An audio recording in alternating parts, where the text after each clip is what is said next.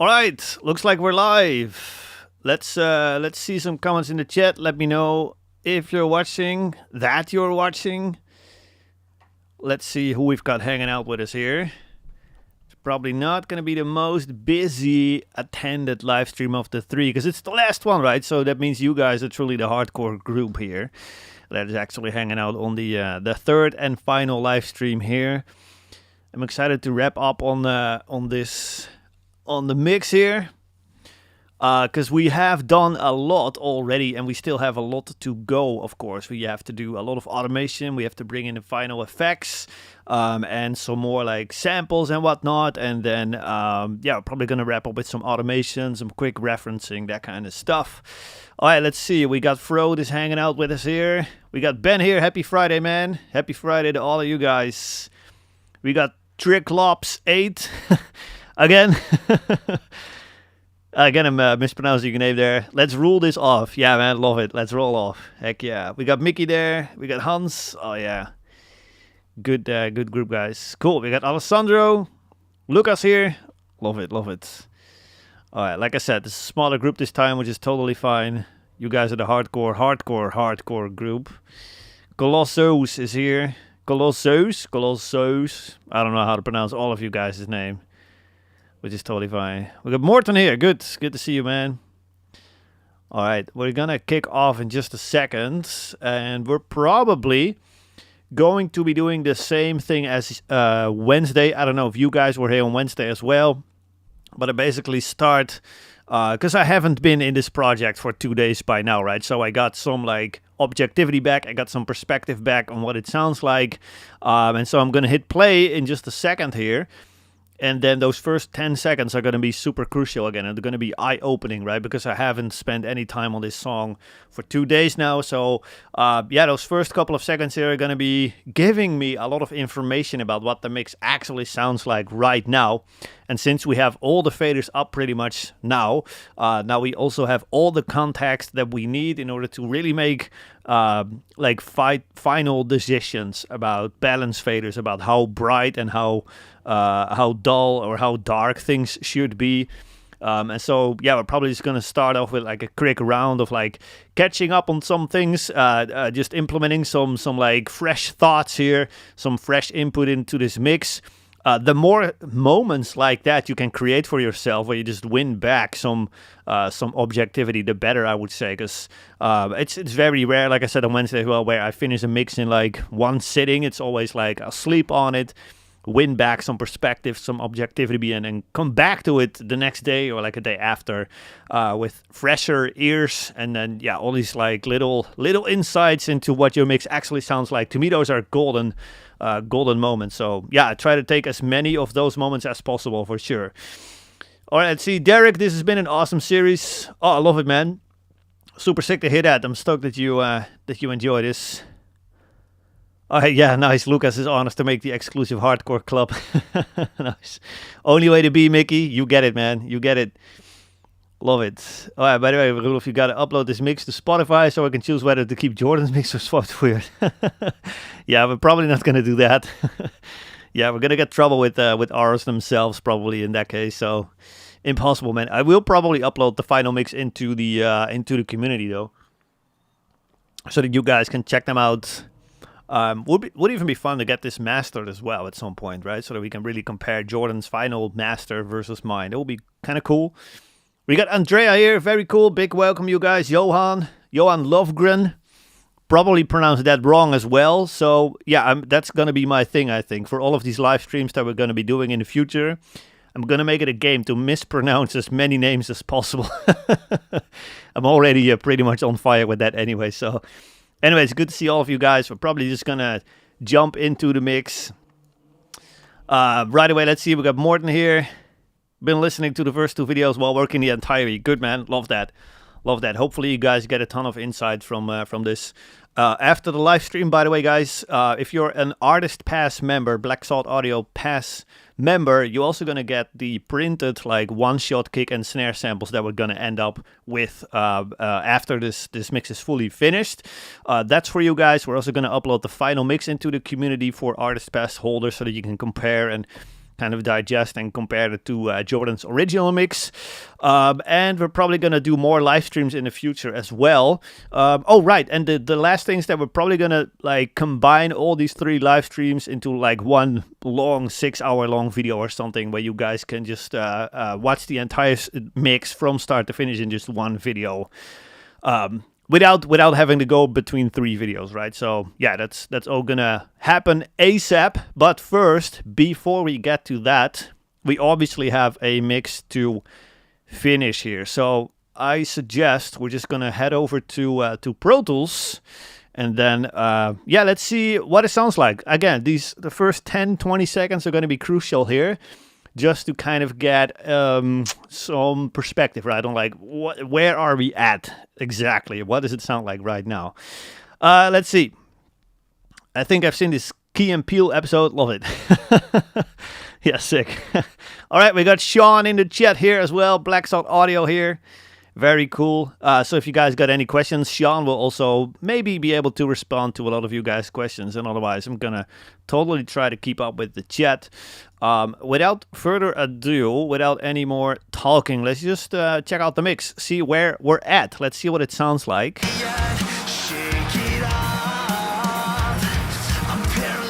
Oh, that sounds terrible, right? No, I'm kidding. Just a quick audio check. Is the audio working for you guys? Pro Tools audio. Just drop a quick like or something or a heart to let me know that the audio is working, and then we're gonna get really rolling here. So just wait a second for you guys to let me know that the audio is actually working.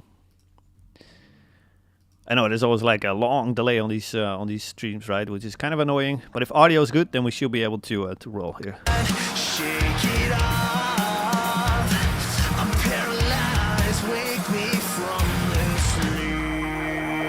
Audio is good, thanks guys. All right. All right, the first thing that comes to my mind right now is basically the guitars. They sound a little bit muffled, as if there's kind of like a blanket over them. So I'm just gonna try and crank up a little bit more mid-range on them.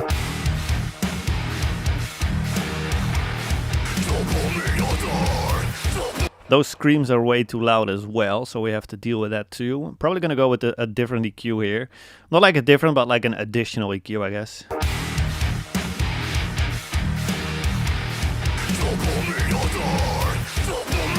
I really like to do super wide bell boosts versus like a narrow one like this. That always sounds terrible, especially on guitars.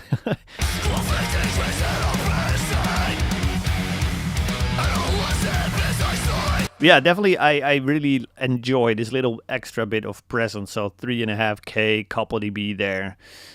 So yeah, it's not a ton, but it definitely opens the mix up even a bit more.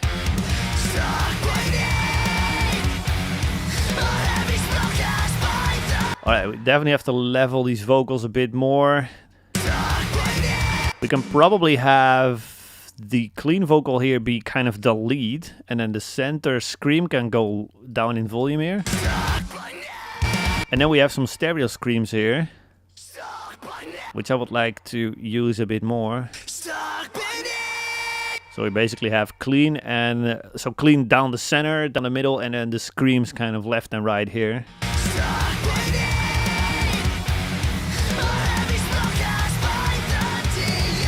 And then we have more singing here. Yeah, probably lower those a little bit, because I want the screams to be a bit more prominent there, maybe. Oopsie.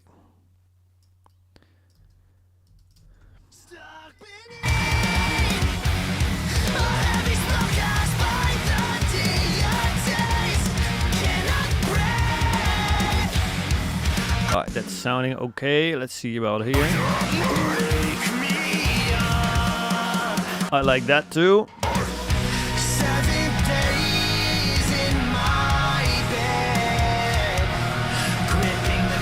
I want these harmonies to come up a little bit.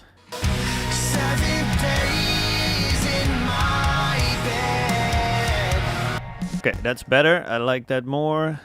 We got the vocoder there too, which is cool. Screams there are great. Okay, since we go into a big breakdown here, we can totally have more of these stereo screams here. Not afraid to get those pretty loud and actually sacrifice a little bit of the lead scream, like down the center, in order to get those wide screams to really come up and just be as wide as possible, you know?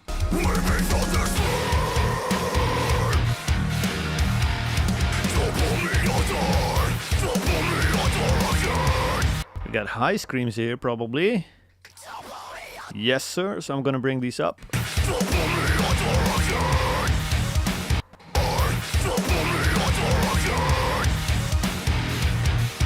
Okay, so then we have like vocals cutting out, and then we have a bunch of silence here, at least vocal-wise. So let's see what we can do there to kind of make that section a bit more interesting. We can probably have this synth come up in both volume and in like mid-range, so that it kind of takes up a little bit more space in that silence between the vocals here. Again, wide bell boost, and I'm only gonna let this happen in this section here, because I know the synth is playing there and a bunch of other times, but I just want it to be a bit more prominent here. Probably same thing over here, because I'm thinking this is like a same section. Yes, so I'll do that over there as well.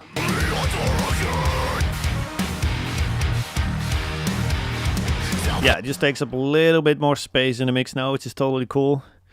Alright, cool. Andrea, awesome, man. Big welcome, dude, to the community. I love that. So you're gonna receive the drum samples afterwards, the before and after mix. So stoked, man. Big welcome.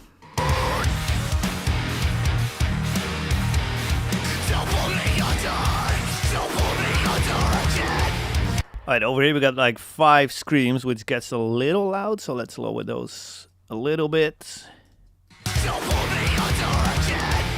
So it's still big sounding, right? But it's not overpowering.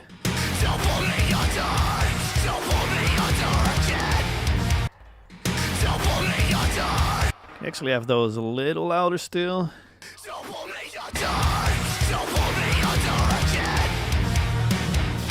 All right, what about over here? That's totally cool too.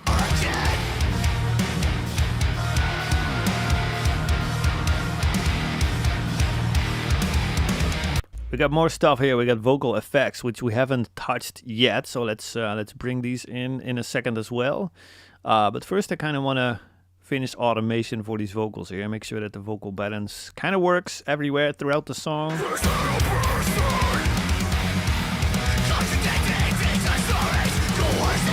Okay, so let's see. I want that one to go down a bit. That is cool though, if this second half is a little louder. And then over here, those lower ones can go down a bit. Yeah, we got the zombie effect on there as well. Which is very cool, but it's also kind of a bit too much here. I'd say that is more than enough.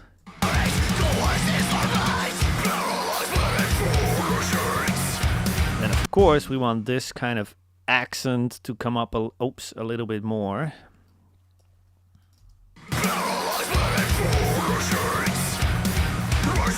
Except for the S's in this section here. I'm just literally gonna cut those off, I think.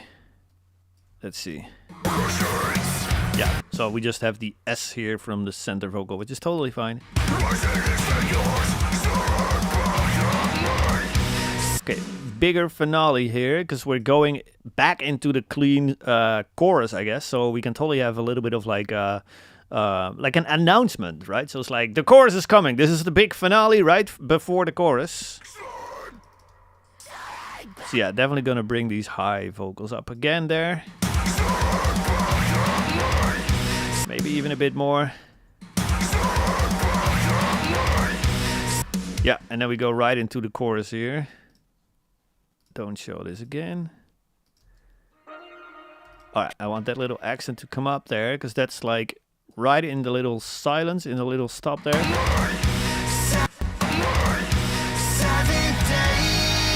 Okay, and oh, now we got an extra lead vocal there. So that's why the vocals get super loud. Let's see what's different about it. 7 days in my bed. So it's the octave. above.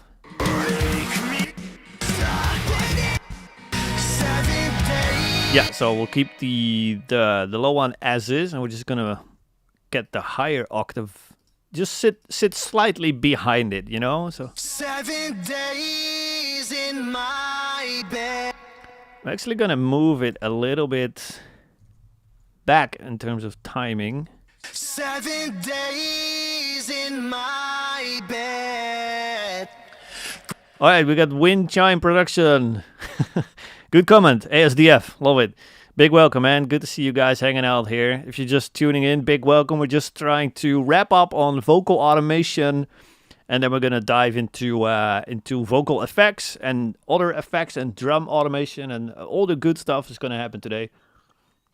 That's really gonna transform this static mix in like a fully automated finished mix. That's the goal for today. So yeah, good to see you guys hanging out here. Let's see vocals here. Let's continue here. 7 days in my bed.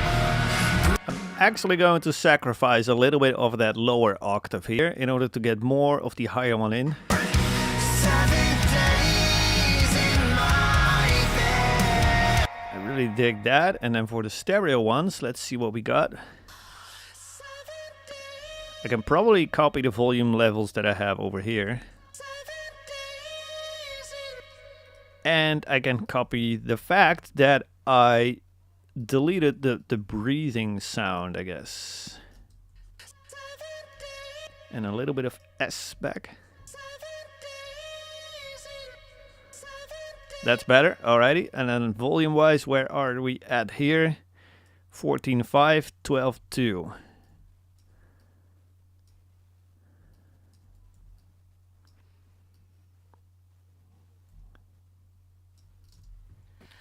Gripping the ground beneath my feet for the first time.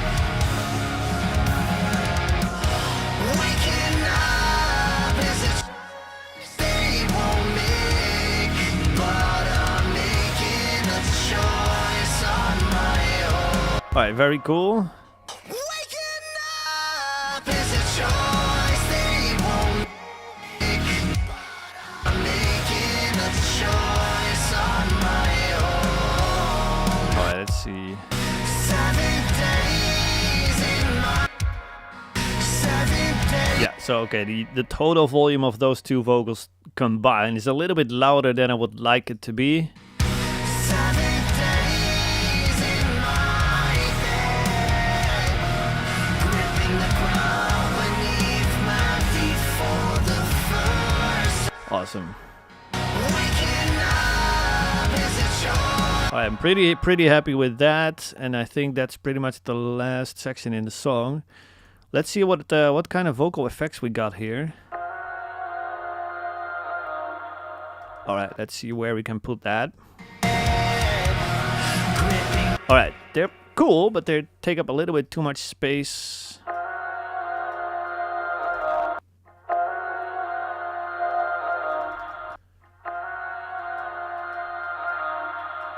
And they're not clear enough, so I'm boosting a bit of presence here. And I'm taking out some of that kind of honky sound here.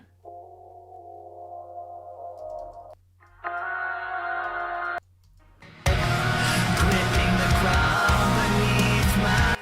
They also kind of increase in volume, like near the end here. You can actually see that. And I kind of think at that point it gets a bit annoying, so I'm just going to compress them with the regular kind of vocal settings, I guess, here. They get really loud like that, so. Alright, let's hear that again in the full mix here. Gripping the ground beneath my feet for the first time. Alright, I like them now. I like how they're not really up front. They're not really catching up any attention. They're not taking attention away from the lead vocal, which is the main part there. So that's totally cool. Let's see what this is. Alright, this is very cool, but similarly as this synth here actually, Or was it the other one? Was it this one? Yeah, this one over here. I think the pumping sound is very cool, but maybe it's a little bit too aggressive in order to be kind of enjoyable or comfortable to listen to. So I'm gonna duplicate the reverb that I had on the other one to kind of smooth it out a little bit and see what that's doing on the vocal here.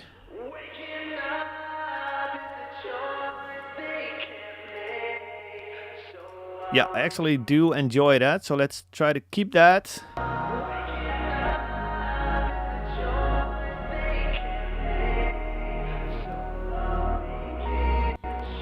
Alright, computer is farting out, but that's totally fine sounding like that. I really enjoy that.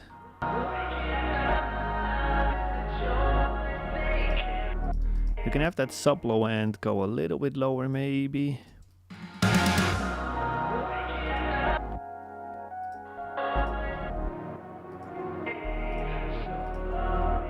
Yeah, that's more like it.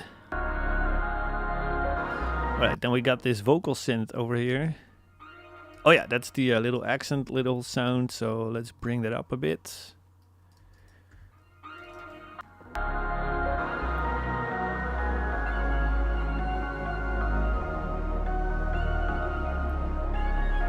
Those are some good vibes, right?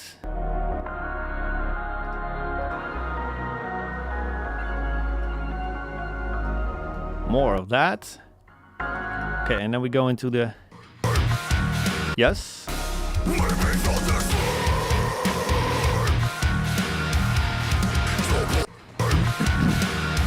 Then to me, like in comparison to the section we just had, like the vibey section, then we go into the like full band again. It sounds a little too dry.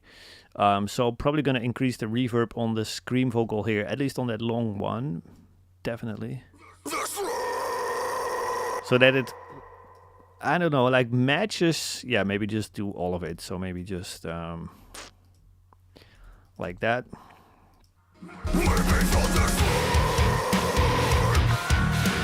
Lower the volume a touch more, but even a bit more reverb. So now the transition between the super roomy, ambient-y part that we just had into the full band is not as like, I don't know, it's more smooth of a transition like that. Alright, let's see. Frodo saying, just catching up on the chat, guys. This production is awesome. Dude, I cannot agree any more with that. It's absolutely great, greatly produced. Aaron is here. What's up, dude? It is good to see you all. Alright, Josh is here. Heck yeah, dude. Josh, there's Josh. Josh is actually the man behind the production here. So all compliments to you, man. The chat is loving your production as well. So you can absolutely take that with you. Let's see. All right, sick. Yeah, we're wrapping up the mix today, dude. We're just doing all the automation, etc. All right, sick. Good to see you, Josh. Hey, good to see you hang out, man. Hopefully you catch the replay of the other ones, so that's good. Sick, love it. All right, good. Yeah, totally try to copy everything I'm doing here, man, because it's bound to give you the same results as well. So feel free to. Let's continue. Let's see what the transition here needs in order to really be next level here. We got a bunch more. We got this synth here. Yeah, I want that to take a step forward as well in this transition here. There's a weird kind of sound glitch thing happening there. We have to investigate.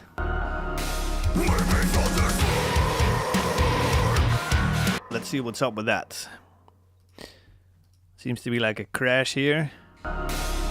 Probably just gonna get rid of that. Because it's kind of weird. I'm cool to keep it like that. Probably have this big riser here, which we haven't brought into the mix just yet. Maybe have that take over a bit more here. Oh, we actually got more drums here as well. Let's actually do that first, because I think this is more part of the ambient part here. So let's see what we have. Okay, very cool. There's one thing I would like to change here.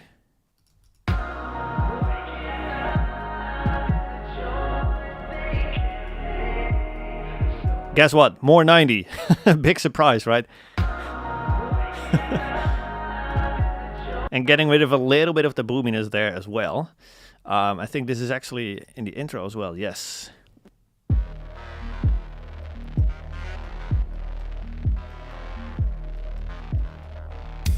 Okay, we could probably have that a bit lower in volume there.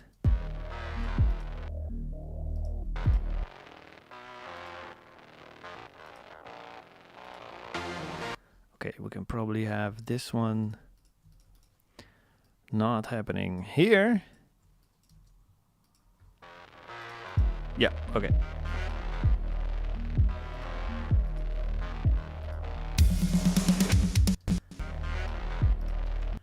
Let's see what else we got here. We got volume.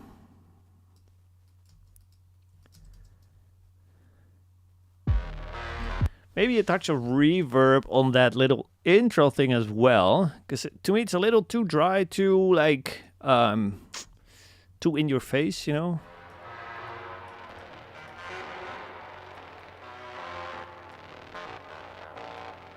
It kind of gives it a little vibe.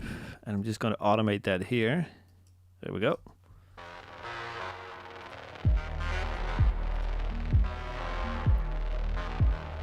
Matches the vibe a bit more. Now let's bring in the riser here.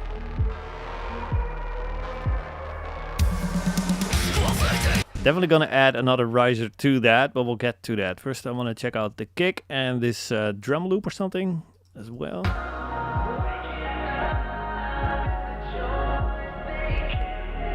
Okay, I'm happy with that kick. I don't think we need to change anything there. Okay, that's just rooms, so we're probably gonna compress the crap out of that. This is the wrong compressor. That's my favorite preset, Rock My Room, here we go. But not the analog stuff that Waves does.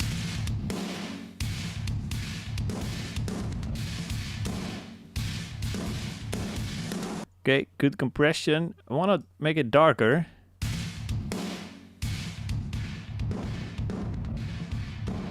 So it sounds more distant.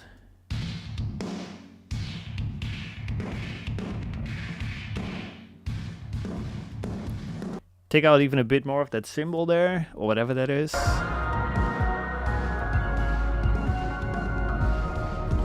Yeah, and give this a little touch of reverb as well. So that, again, it's even more roomy and even more ambient-y, but it's going to be short.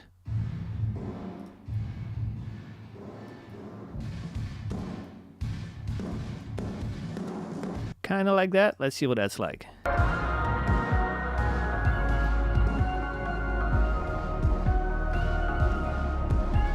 Not a big fan yet. Let's see.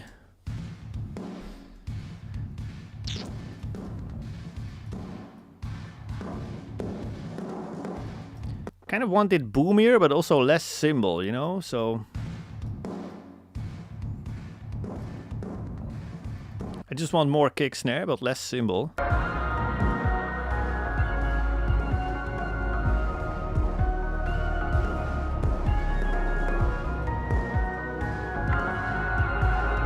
It's already more like it. All right, then we have this riser coming in here, which kind of starts a little abruptly, so let's fix that.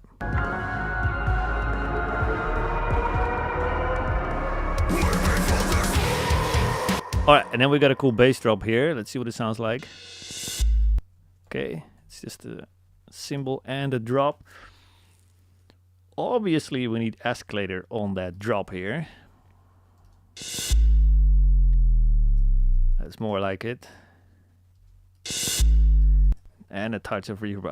I like to throw a little bit of reverb on bass drops sometimes, because it's well, check it out. It's just more like that, distorting the crap out of this, but it's cool. Kind of gives a cool stereo spread to the bass drop here. So,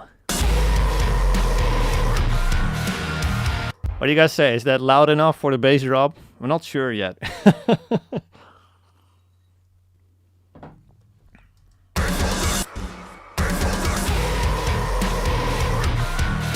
Probably more like it. Let me just check that on headphones. Yeah, that's good. It just adds sub, right? Which is great. But I want to add more to that. So yeah, maybe now is a good point to bring in some of my own samples as well. So I'm just creating 3 new tracks, which I'm going to route directly to the mix bus. Let me bring in some samples here. I've got a, what is it? A whoosh. And we've got a double crash. Oh, the whoosh is, yeah, that's the right one. And we got a swell. All right, and let's see what we're going to do with that. I can probably drop these samples in the BSA community as well for you guys to use those, if you like them, of course. So after we put them in, let me know if you guys like these samples or if you're not going to use them, right? In that case, I won't share them, but check it out. Let's see this swell here.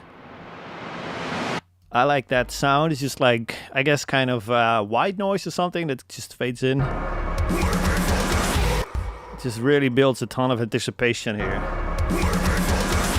which is really cool. And then we have this whoosh hit, which I guess I just found that on Google somewhere. I just Googled it, just like cinematic impact sample or something. And it sounds like this. Again, way over the top, but I really like that.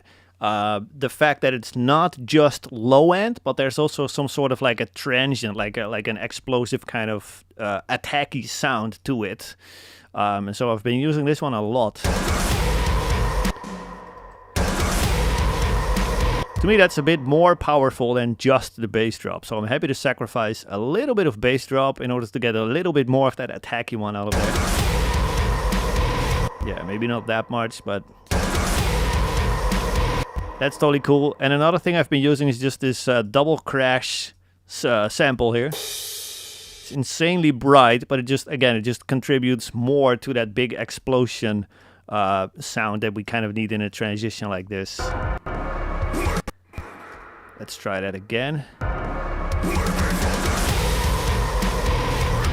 Yeah, maybe a little lower. But yeah, hopefully you guys hear the impact that those samples were having. Let's check this transition without those 3 samples that I just threw in here.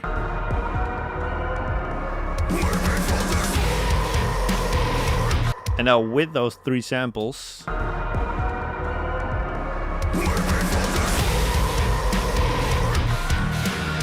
it's just even bigger, right? It's a great transition already, and I would just push it to the absolute max with these little samples here. I'm gonna copy these over to other like important sections in the song, like the intro most likely, right over here. Yeah, same as with the swelling sample. I want that here as well. Yeah, it really just takes this transition to the next level here, so.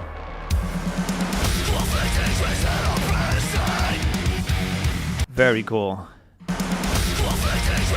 Alright, yeah, it's kind of extreme, but I kind of like that. Maybe you have a little bit less. Yeah, and if we're gonna combine this with volume automation on all the drum tracks, it's probably gonna be a good transition there.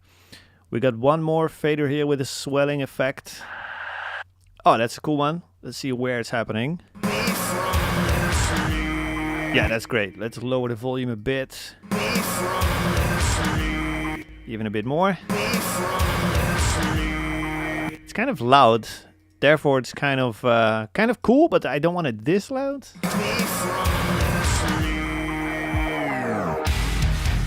Yeah, okay, and then the same thing over there, right? Just the same samples again. From that little pause there, I just want a massive explosion into that kind of breakdowny riff, so.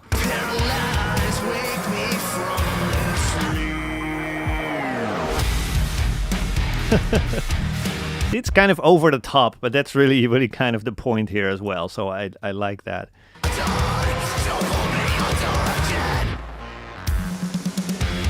Probably the same thing here, but just way lower in volume here.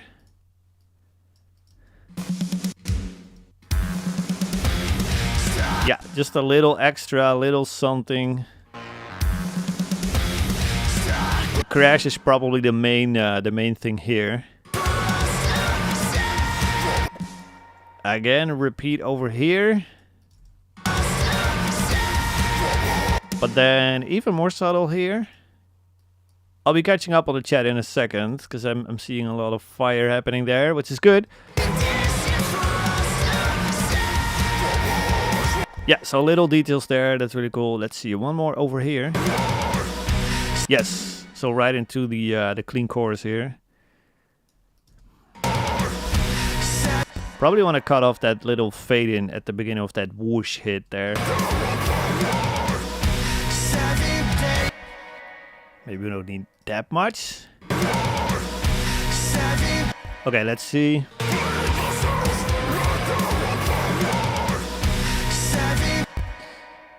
This case, I kind of want to lower that riser there.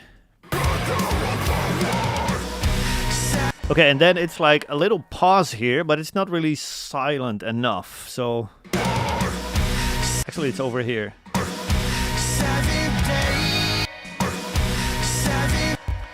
Not sure if there's a lot we can do here. Maybe get rid of the synths. Not sure if that's doing anything, but I like it when a little pause there is an actual pause, right? Where it's just more silent, I guess. So yeah, just got rid of the synth there, and we probably need to keep that melody because it's like the key thing there. Yeah, I'm good to keep that. Maybe even increase the volume so that it's more pronounced there. That is kind of cool. Yeah, getting rid of the synth there is probably good. Little hickey there. That's totally cool too. Alright, that's cool. Let's catch up on the chat. Let's see what is happening. You guys are all the same, right? Bass drops are never loud enough. I mean, it's so hard to disagree with that. Alright, let's see. Alessandro, are you going to add a guitar synth? If not, could you show us what you have in your template? I think I saw Serum going into an amp sim. Yes, but that's not a templated thing. That was just a one-off thing. I'm not going to add any guitar synths here because the guitars really do not need it. That's usually just a thing where when the guitars are lacking some body or some like mid-range or some whatever, some low mids or something, that's when I kind of like to kind of augment them, I guess, with a synth. But in this case, there's absolutely no need. So, yeah, and I've touched on it on the PPS as well. I'm pretty sure there's a replay somewhere that you have access to where I show the presets. Because I think the guitar synths actually just expand the Expand plugin, which is a Pro Tools only plugin, actually. So, and if I remember correctly, you're not in Pro Tools, but... All right, let's see... Yeah, you guys say yes. Like the live Q&A goes, hard hit, yeah, Frode. No, actually, man, I moved on from the hard hit to the CT whoosh, and actually just got a text from Sean that it's made by Cinematic Tools. So if you want that sample, it's made by Cinematic Tools. You can purchase it from those guys, I think. So just go grab it if you want to. Yeah, like you're saying, bass drops can never be too loud. Good details going on. Yeah, love it. All right, cool. Yeah, you guys are on track here. Is there a preference to using clip gain on some moves? Just whatever comes to mind fastest. You know, it's like I have to go to the volume menu and then do this, or I just separate it and just use clip. I don't know, just whatever I feel like is fastest at that moment. If you got a compressor on that track, that's not gonna work, of course. Because then you're simply pushing it harder into the compressor, right? But in this case, there's no compression going on. It's just the vocal synth here. So yeah, just gain it up. What's fastest? That's basically it. There's no science behind it, no thought process at all.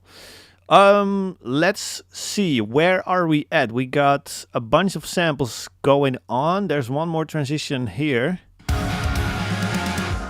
I want that swell sample there.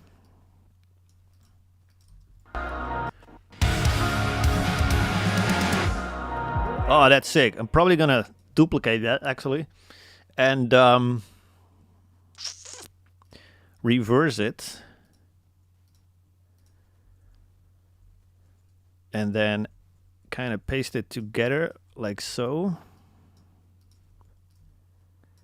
So that you kind of get a cool whooshing thing.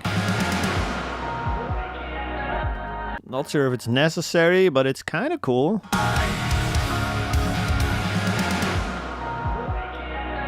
Yeah, I kind of dig it. I kind of like that. Just kind of announces the lo-fi, the vibe section a bit more, which is kind of cool.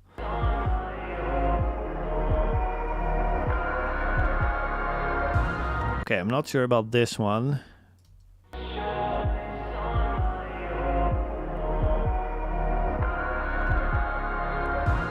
Yeah, that's more like it. Slower volume is totally cool. Ah, CPU.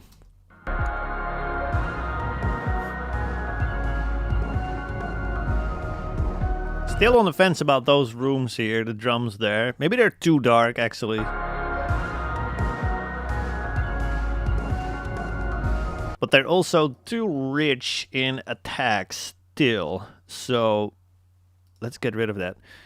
What's up, James? James is here as well. It's good to see a lot of PPS guys here.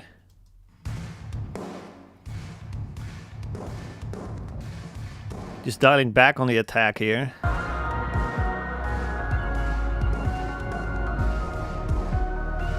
Immediately took that too far. That's more like it. So yeah, it's kind of like a sweet spot of like how much attack do you have.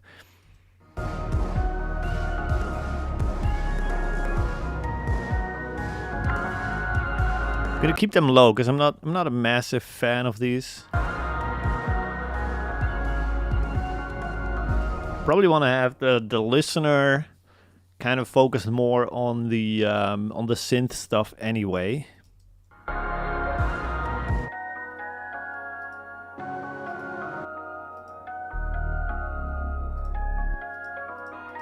These two.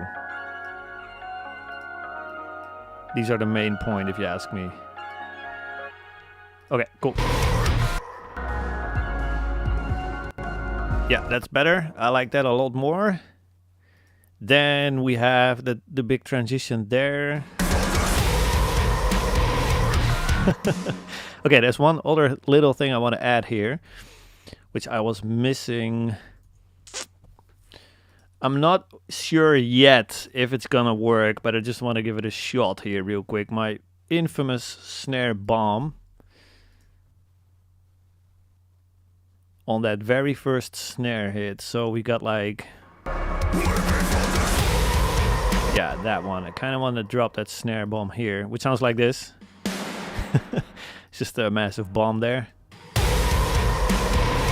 Yeah, I do like it. Okay. Yeah, and then copy it over here, but just way less aggressive, because otherwise it's going to be like super wet, and then the next snare is going to be super dry, which makes a very weird kind of big contrast in such a short amount of time, which is kind of weird, right? So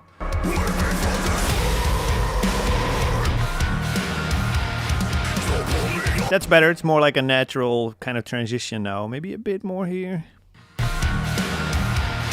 Yeah, that to me feels more organic, which is funny actually. I'm not even using the snare reverb at all here, and I'm probably not gonna, so let's just get rid of it. It's just all room sample and these two little bombs here.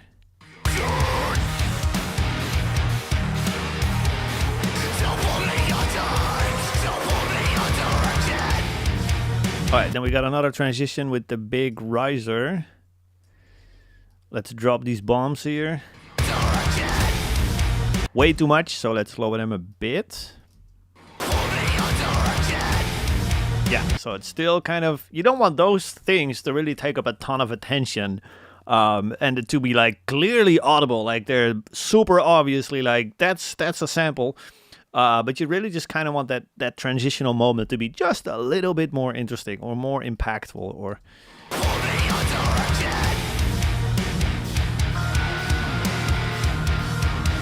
there's another one over here, it seems. Okay, we don't need it there. That's totally cool. What's happening here? We got a bass drop here.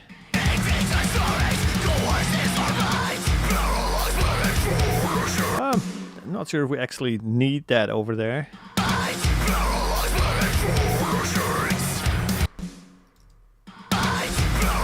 Nah, this one doesn't work either, so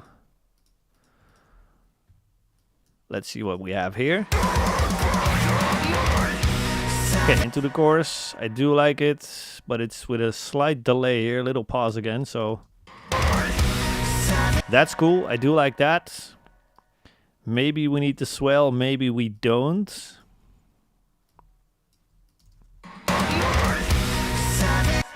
On the fence, what do you guys think? I'm not sure. I don't like the swell there, so let's get rid of it. I do like it over there though, so let's just move it instead of delete it.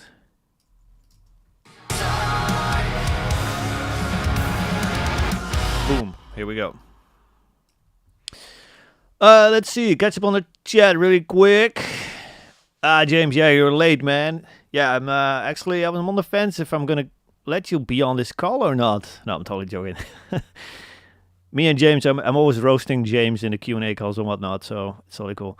Let's see. Cyber Jim, love it. Cool. How did you make the snare? Bomb. I don't even remember, dude. I've been using it so long. I don't even know where I kind of got it. I have no idea. James, do you have a go-to sample folder, or are you using any pre-provided ones here? Well, I've just gathered a couple like over the years, I guess, and I just keep those in a folder on my computer, and I just drop these in. It's usually those three here. Sometimes the hard hit one that Frode mentioned before as well. I can probably show you that as well really quick. It's just another one that just sounds like this, which is kind of different from this one. I don't know, I just go back and forth between hard hit and the whoosh hit nowadays, but it's whoosh hit most of the time. It's just phases, you know. But yeah, I just keep those in a folder on my computer, man, and just drop these in pretty much any mix that I do, and just go through the entire song, see where I like to bring things up a bit in terms of the transitions, that kind of stuff. Let's see, how much is there a possibility to use copy from one song? Like, Kimo, do you mean like when you're mixing a full album or like a full record, or like an EP, something like that? And you mean like how much of the settings you can kind of copy over to the rest of the songs? Is that what you're asking? Let me know, yeah.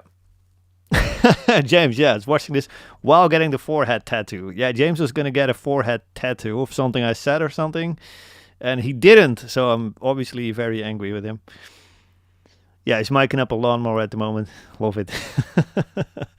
All right, let's see. Yes, EP. Okay, Kimmel, yes. So what I do, man, I just have the rest of the songs right here, right in the same session here. Like all the drums for the next song is here, and then here, and then here. So that way you kind of have the same sound throughout the entire EP. But of course, all the automation that we've already been doing, so like all the vocal levels, you can't copy anything when it comes to that. You have to do all the little like boring work uniquely to each song. And to me, that's actually, I call it the boring work because I know that a lot of people see automation and things like that as like the boring work. To me, it's actually nowadays, it used to be the boring work to me as well. Nowadays, it is actually the most exciting part of the mix because, dude, EQing a snare and EQing your guitars, that at some point you should really reach that level where that stuff becomes like the boring work. It's like, okay, dial in the frequencies and the dynamics real quick and the tones and whatnot.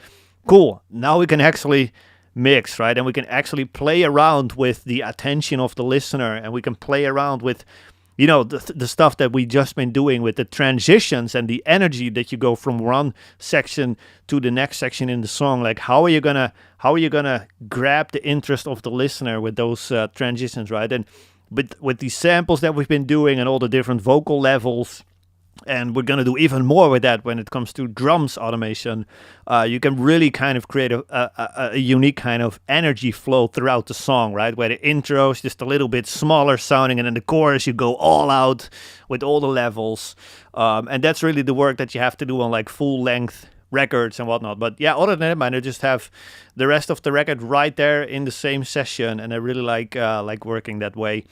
So yeah, hopefully that answers your question a bit, man. Let's see, James. I'd love to send you some of the samples I made and use. Still working on getting those serums. Oh, sick. Yeah, that would be awesome, dude. Yeah, my door is open. You know it. Yeah, love it. Let's see, George Bessam. What are the benefits of printing kick and snare MIDI for Trigger 2? Would have asked that on Monday, but I missed the live play. That makes sense. Couldn't ask it on replay. So the benefit is, to me, it's like it's easier. It's easier to what is it? It's easier and more accurate. Those are the two biggest benefits. Because let's say in this section here, we got a build up, right? And so it's pretty much impossible for Trigger to capture those first couple of snare hits. And then these, of course, are going to be no problem. And then there's a whole ton of ghost notes here, which Trigger was also very much struggling with. So what I do is I try to get Trigger to be as accurate as I can get it with all the parameters in there. And then I just bounce it down the audio and capture the MIDI of it. And then I literally just go into the MIDI and I make sure that it literally just follows, like velocity-wise, it really follows that build-up that we see here on the live snare. And all these little like ghost notes in between, right? They're all there in the MIDI, and I just spend a bit of time to make sure that the MIDI is like fully accurate and literally just kind of it feels like a hard copy of the live performance. Once you have that, it's making your life so much easier to just exchange snare samples, try out a bunch. Which one do you like for this song? Which one do you like for this drum kit? And yeah, just like with the MIDI, you always have full accuracy, right? Trigger's not going to misfire or like have a hiccup or something, whatever, because it's not always 100% accurate. But MIDI is 100% accurate. So for that reason, I always just get the MIDI, spend a bit of time, make sure that I kind of copy the live performance, and then there's absolutely no worry anymore about any misfires or whatever, right? And it's easy to check out some samples. So hopefully that makes sense. That was a long answer there, but yeah. All right, let's see. Cool, you guys are just hanging out. Totally cool. Yep. Automation is the key. Kimmo, yes, sir. Oh, absolutely, man. That is really the what's gonna separate the men from the boys. You know what I mean? It's really like lazy mixing is no automation, and there's no way that you're gonna make a song come to its full potential without going absolutely bananas with automation. It's really the way that you, as almost like I don't know, almost like a movie director, you zoom in on things that you want the people in the cinema to really look at, right? It's like you want them to catch that little eye twitch that the murderer had or something, whatever, right? And the same thing applies to music. You want the listener to pay attention to whatever you decide, right? So it's like in a chorus with vocals, it's like you're gonna have the lead vocal there and you automate the backing vocals to slowly come up so it starts to get wider and wider, that kind of stuff. That's all automation, man, and it's all what's really gonna make your song sound pro. Because I would say the EQ settings, the volume balance, the frequency balance, they all matter, yes, but it's automation that is, in my opinion, the most important thing about mixing, for sure. Yep. All right, let's see. Mickey, do you use the hard hit and soft hit technique that Jordan showed in the PS? Printing the hard hits and then... no, I just print it once and then whatever... Because we're talking back about MIDI drums again, right? Whatever things are missed, I just draw them in by hand. That's, I don't know, most accurate. And yeah, you spend like 5 minutes or so for like a full song in order to get the MIDI well, but I think that's 5 minutes well worth it. Or maybe it's 10 minutes. It kind of depends on how complicated the drum parts are, right? So yeah, hopefully that makes sense too. Today we absolutely are separating the men from the boys. Absolutely. Yep. All right, cool. I'm glad those things make sense. Let's continue here. Let's see what else we need to do here. Maybe the intro can have a bit more of this kick here.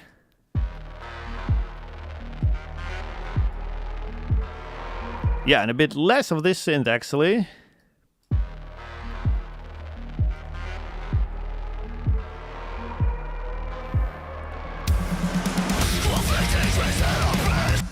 Okay, cool. I'm happy with that transition now. Alright, I guess that's what we were doing. All these transitions here with the samples. I haven't checked this one yet. Oh, that's sick. Yeah, that's perfect. We don't need to change anything there.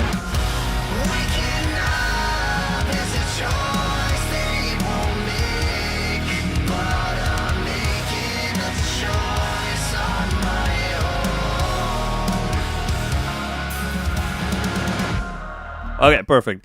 Maybe we have the this one as well over here, the reversed one, but I'm not sure yet because we're going into the outro here, like the ending.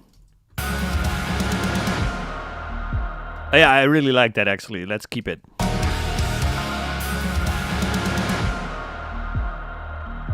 Yeah, that's sick.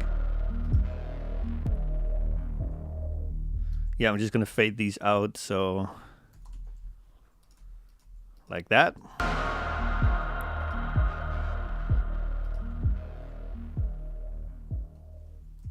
Very sick. Cool. Okay, this is very cool. I'm thinking now we're pretty much an hour in. Yeah, we got plenty of time now for what is gonna be my favorite. We actually have 2 more tracks here, which we have to bring in vocal tracks, and then we're gonna do drums automation here. Okay, these are probably like filter vocals. Yes, so I'm just gonna copy the distressor over to kind of compress them a bit. Okay, cool. Yeah, maybe not this loud. And then we're gonna go Tello-Fi to give them a nice little lo-fi sound.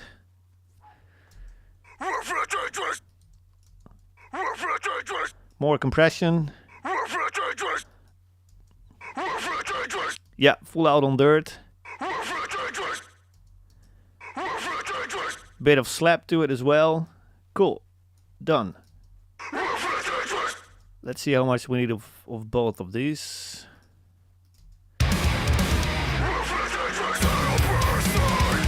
Let's try to have the stereo ones be the main ones here. They can come up actually. Yes, okay, but now the only thing I don't like is how they kind of start here. Kind of want that tighter. So yeah, the way he sings this particular word is more like woo. I would like it to be like more like snappy, you know, so. Yes, and then this one, same thing. Actually, gonna align that timing just a touch more accurate, like so.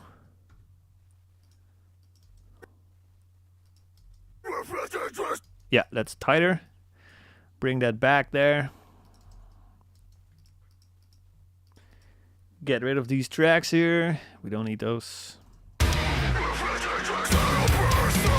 That's better. That's more like it.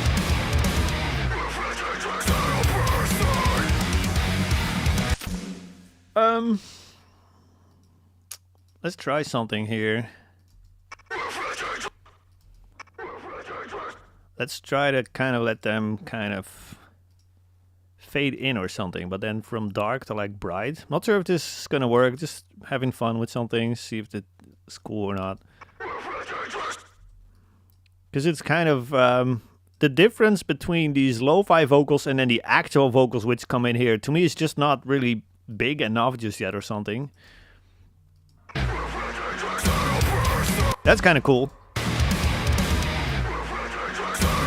Yeah, that's nice. I kind of like how they kind of fade in from like way back to like more up front, and then when the music kicks in, the band kicks in, they're just right there, right? So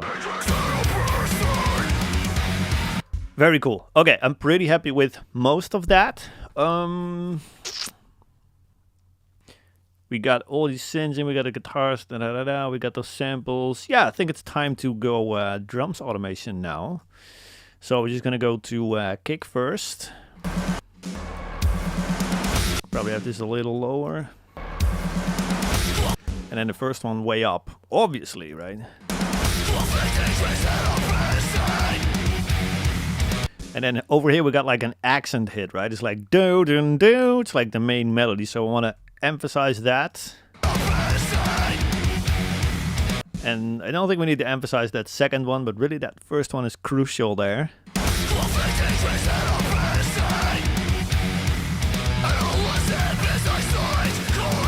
And this one grabs my attention. And then over here it's like a new, it's a new round, so.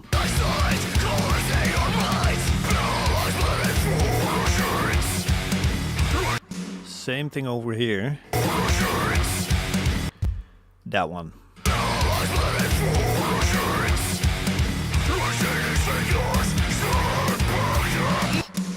This one maybe.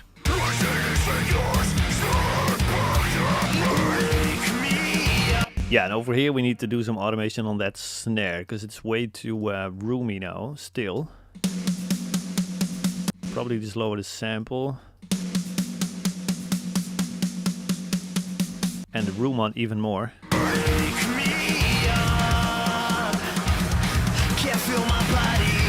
I think that's a bit more realistic sounding now, right?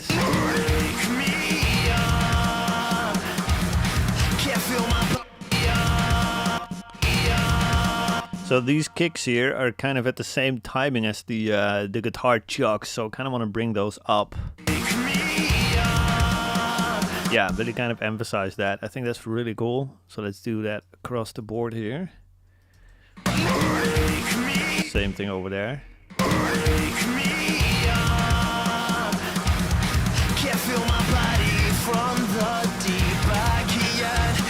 Same thing over there.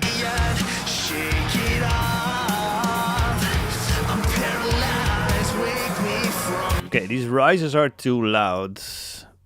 I don't really like them to be that audible, so.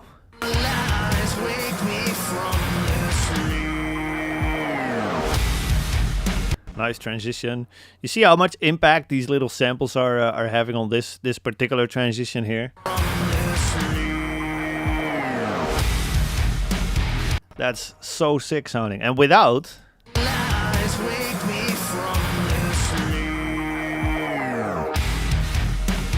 not nearly as interesting, right? So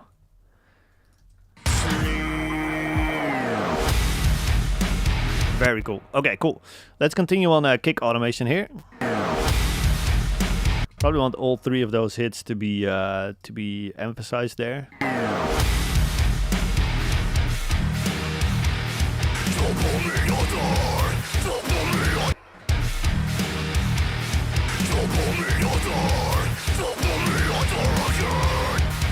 Again over there.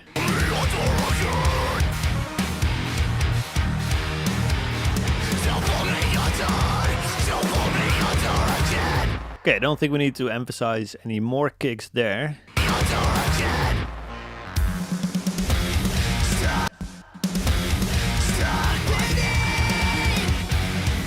Okay, another thing I'm kind of annoyed by is the amount of room sound on all of these ghost notes. So I'm probably just gonna get that low on them pretty much. Yeah, that's plenty.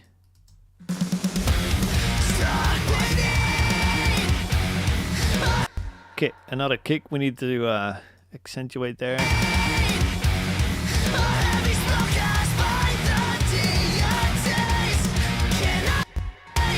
Yeah, first one in that new round.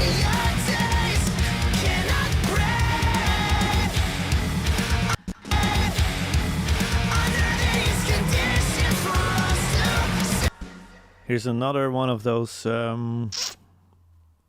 risers that is just too loud.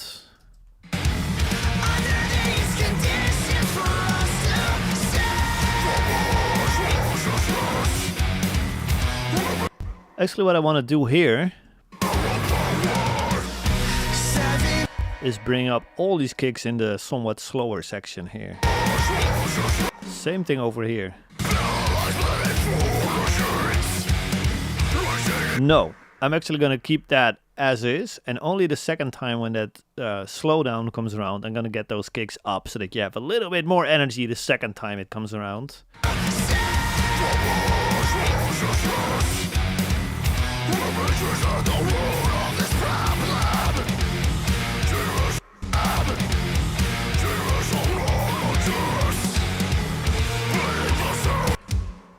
All right, let's see. We got Sonar HD. Yeah, dude, you can totally check out the effects change in the replays. Yes, absolutely. All right, let's see. Let's see what other comments we got.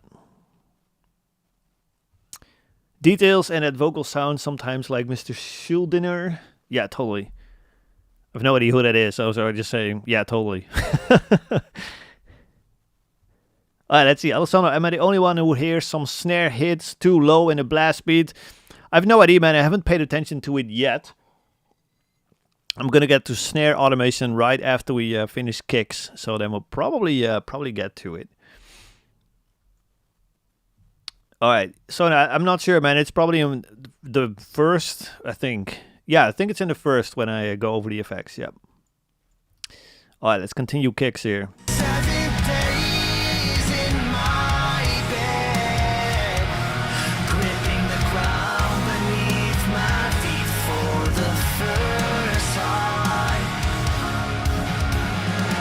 Okay, I'm happy with the kicks there. Let's see what's happening here.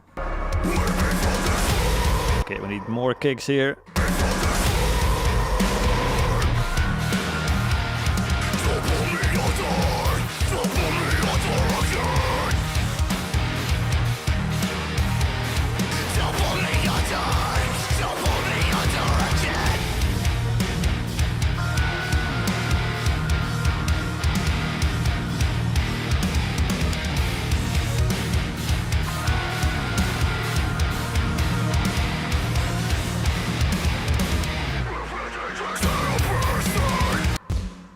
Alright, so I just brought up all these kicks here by not even a full dB as well.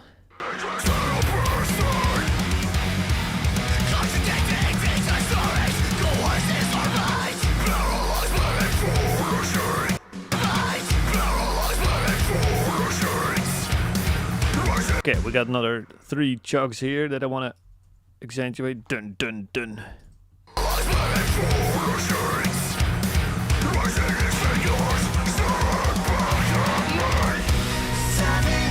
And then, of course, the first chorus hit there.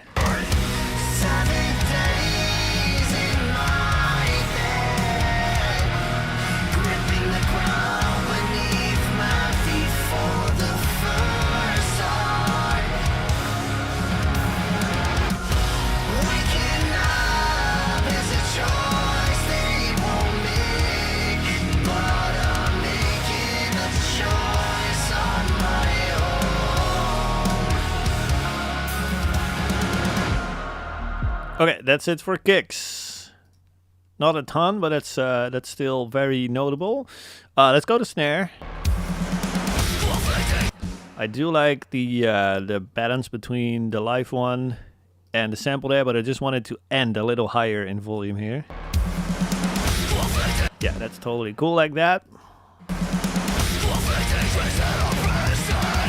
Okay, same thing here for these ghost notes. Probably is gonna grab all of them and lower them a little bit in volume.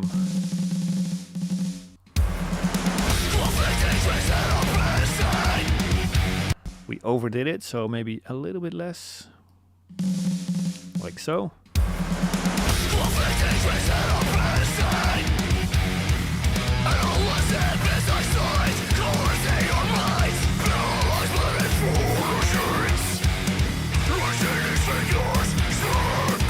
Okay, then over here we go from the fast snare section into the slower snare section, so I think the snare can come up a little bit there.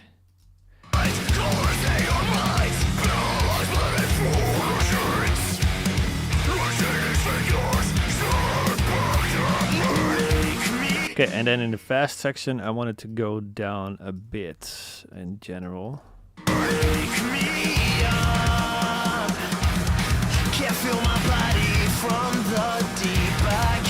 Yeah, so I know there was a comment just earlier about there was some like lower blast beat hits here for sure, and that's true, but I think that's totally fine, man. I think it's a super natural performance here.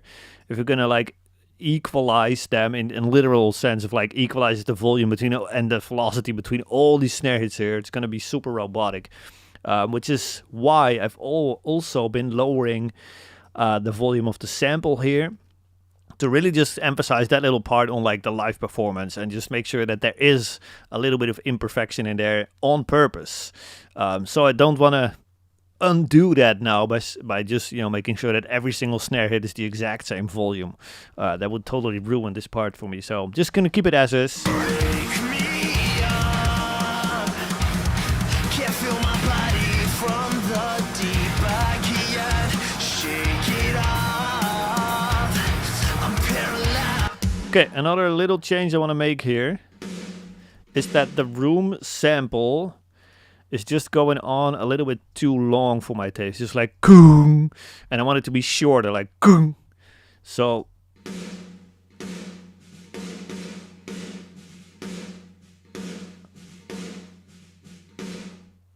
kind of more like that. I'm paralyzed. Wake me from this sleep. That's more like it. Shake it off. We still get the benefits of it, right? We still get the size and everything, but not so much of the unnecessarily long sustain. So I'm happy with that little change.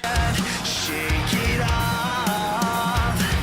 Okay, then we got a couple ghost notes here that I do want to bring up a little bit. I'm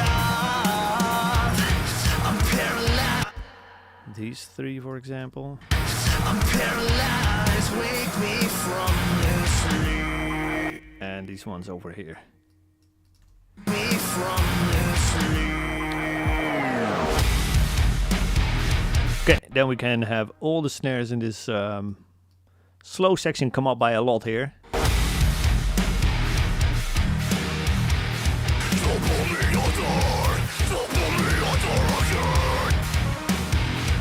Yeah, so when it comes to section here where there's no vocals, there's not a lot of other stuff going on. And you can totally have the snare up by, what is it, like, what is the regular volume?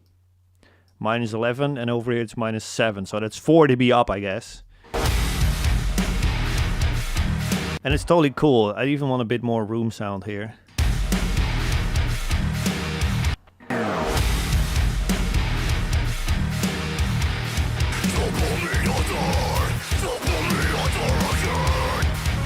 Because yeah, there's nothing else where the listener is going to be paying attention to besides just the heavy breakdown, right? So it's very cool to kind of emphasize the drums in a section like this.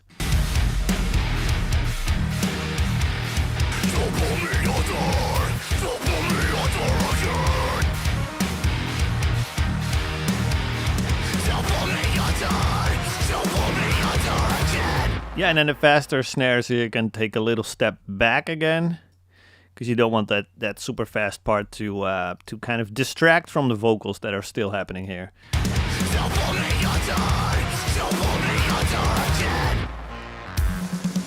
Okay, same thing over here with the little fade in here. Yeah, that's cool. Okay, cool.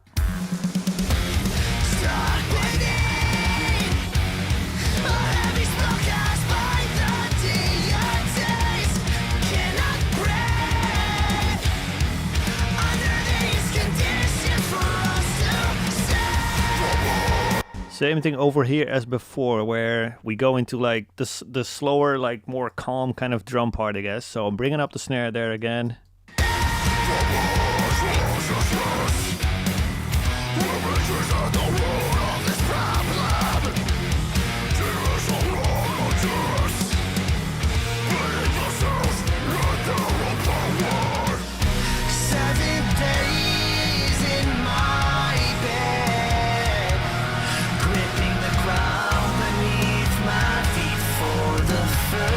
Okay, I'm just noticing that after we do drum automation, we'll probably just have to go back through the entire song and just like fine tune some levels. Because right now just the vocal kind of jumped out to me, so I just lowered it a bit. But after we finish up this for toms and for cymbals and whatnot, yeah, we're probably just gonna do some like final tweaks, just make sure that if we listen to the song from start to finish, nothing really kind of grabs our attention in a negative way, right? Like the vocal just did here in the chorus. So 7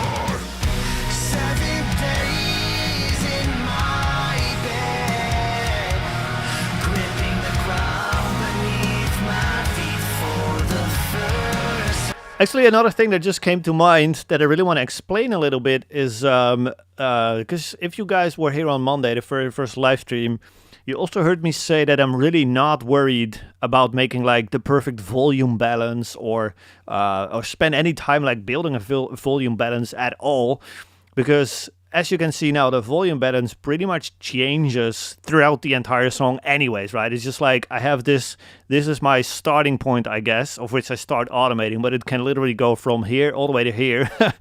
And it really true. I don't care where that fader really ends up, right? So that's why I'm not going to spend any time building a rough balance, because I know it's going to change anyway, and we're going to have to decide section by section, sometimes even little section by little section, where the levels are actually going to end up.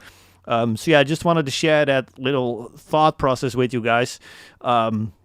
So that hopefully you guys also can kind of let go of trying to build the perfect balance, because balance is a very living and breathing organism almost, right? It changes throughout the song. So, okay, same thing here. Just bring these snares up a bit again. Cool. All right. This is sounding good. Cool. I like that transition. All right, let's see. Catch up on the chat here. Looks like, yeah, if you guys got questions along the way, drop them in the chat as well. I'm not seeing a lot of questions today, which is good. Totally fine. Okay, cool. I'm glad you guys dig the mix now. Chris, thank you so much, man, for the kind words. Awesome, awesome. All right, Martin, you too, man. Thanks for the kindness all around. Let's continue here with snares.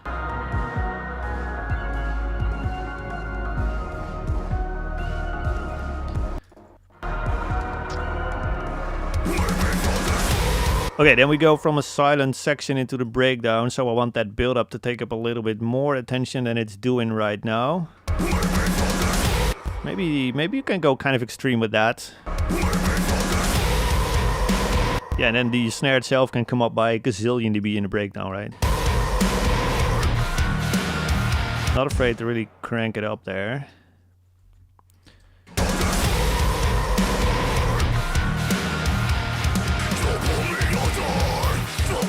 Even these ones can come up a little bit. And then let's see over here. I think it's okay if they stay down a bit.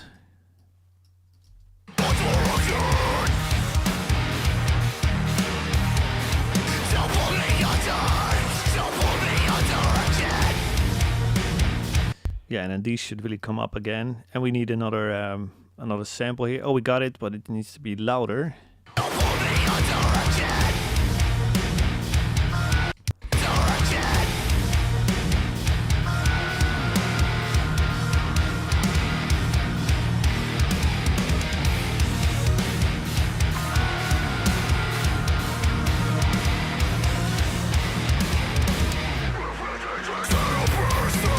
This one can come up as well, because it's a big kind of accent hit there.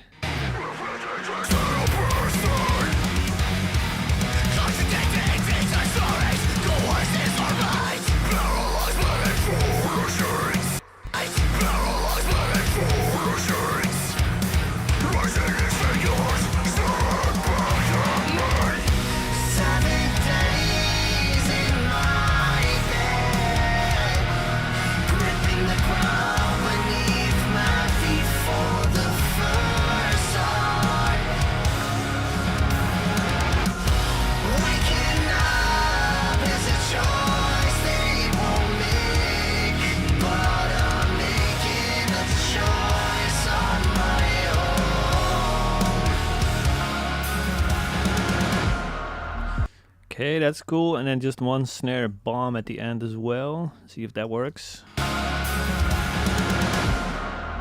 Nah, that's overkill. I don't like that. Alright, cool. That's it for snare so far. Let's go to overheads. I always do toms last because they're boring. So So we got a hi-hat here, which is cool. I want that louder. Even louder. First crash can come up a little bit, but not that much, because we also have this sample here, which can come down a bit. Yeah, and then this one can actually come up a bit more.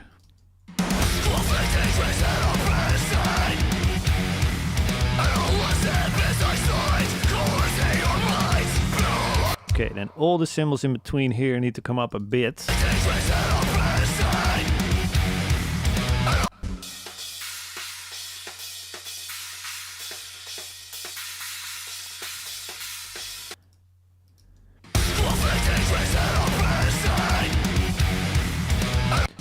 To me, those little stacks or chinas can come up even a bit more.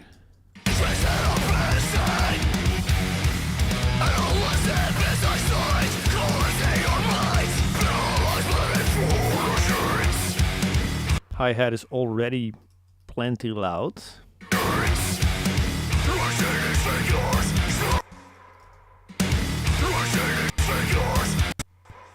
Computer brain farts.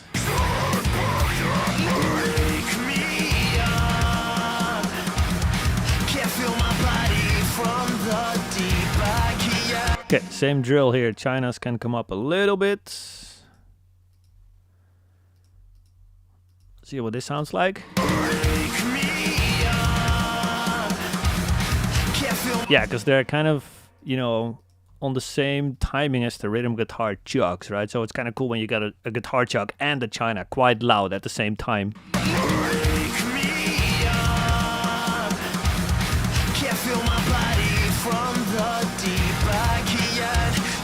Yeah, that's cool.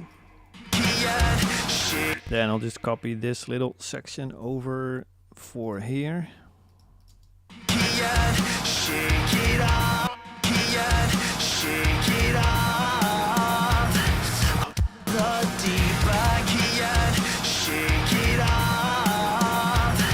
All right, then we go into the heavy section.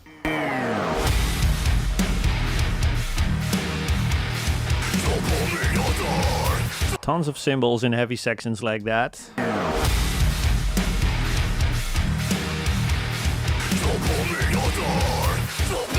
Except that hi-hat can come down just a bit. I'm actually on the fence about whether we need that little snare bomb here as well. Where is here actually? Over there. Here we go. It's kind of dry sounding, but maybe this is over the top. Yeah, I actually like it, but maybe not as loud as in the final part there, right? So just kind of building up that energy, right?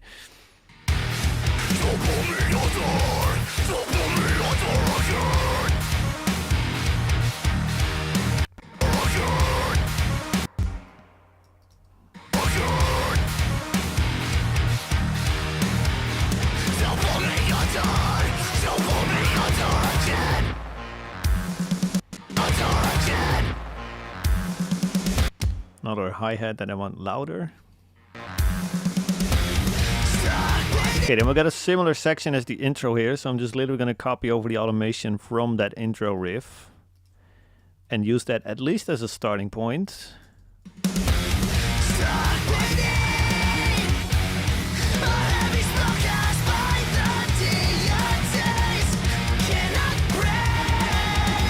And once more.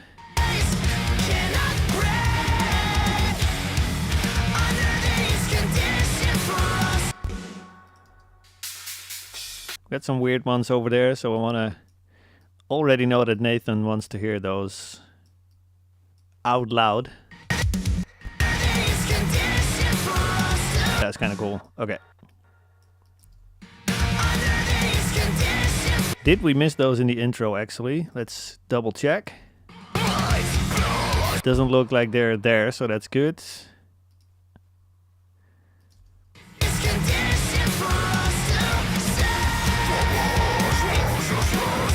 Alright, let me again grab this point to just copy over wherever I see necessary, like here and here.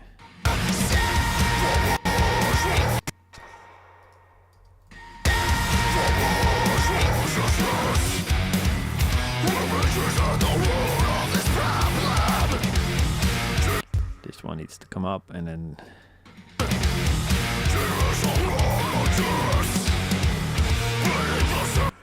These ones as well. I like that because now you really have that like clear left, right kind of feel there.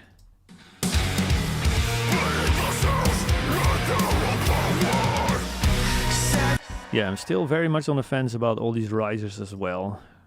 I constantly kind of don't like them.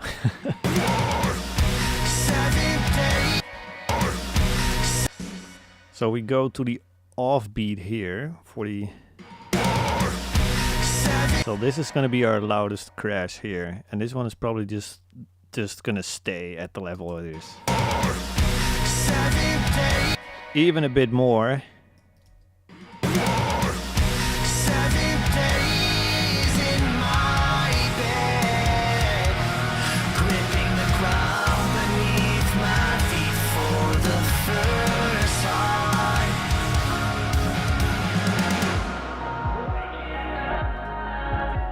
Very cool. I'm still very happy with this little swell thing that we did there. That's very cool.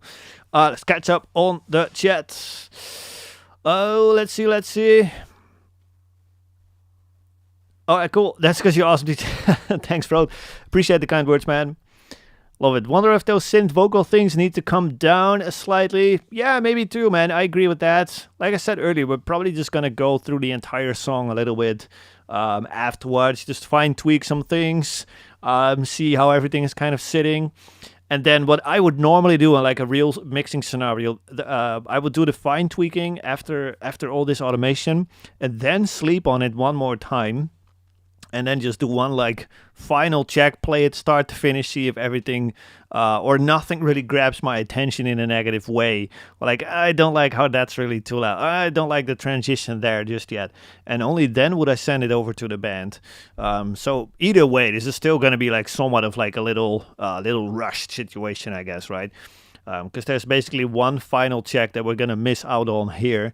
Or actually, maybe I can shoot that by myself on the video and include that in the eventual long YouTube video. That's probably a good idea. Let's do that.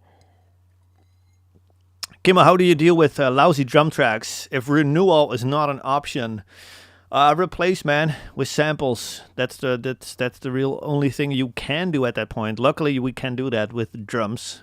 With guitars is always a little bit more challenging, right? Because yeah, guitar editing just sucks. It never sounds great.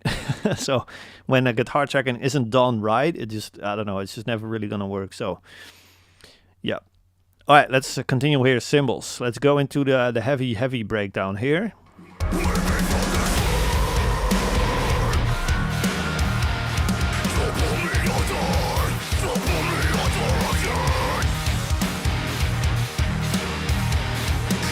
Okay, loud Chinas, that's for sure.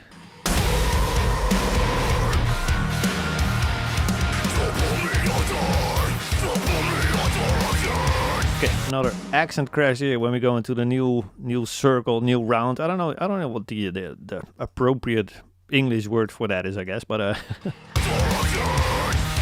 I want that to be even louder. Here we go.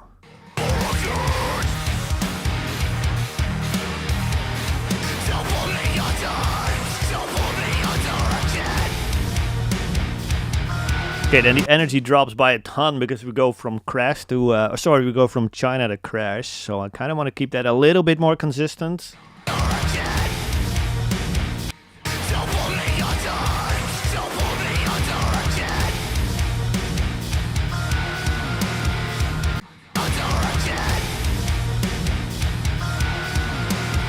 That's better.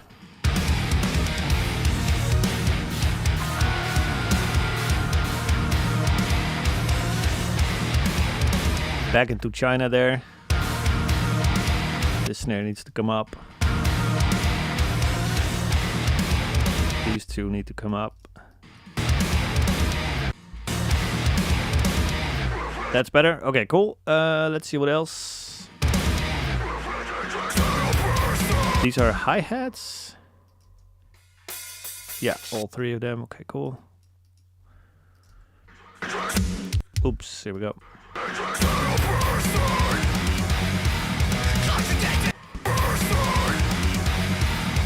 I want all the cymbals here to come up a little bit.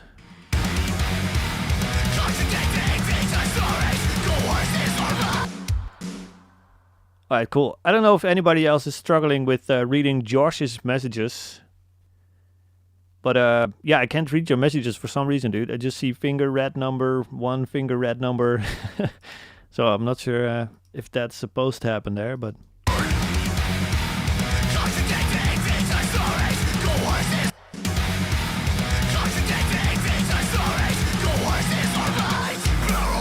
Okay, very cool so far. Let me see. Okay, this is a little weird because there's kind of like a pause and then there's one crash there. I don't really want that to be that loud, and then this one can actually come up a bit. Yeah, so it kind of focuses more on the second one when the music comes back in. Okay, cool. Yeah, I did see that. There are emojis. Ah, there we go. Thanks, Sean. That's why. Okay, now I finally get it. Finger red number 1. I have no idea what kind of emoji that will be though. Then that's totally cool though. I don't need to know. If it's the middle finger, just don't even let me know. You know.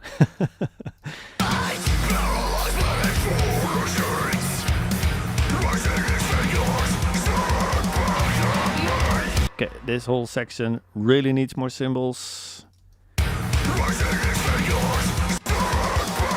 Okay.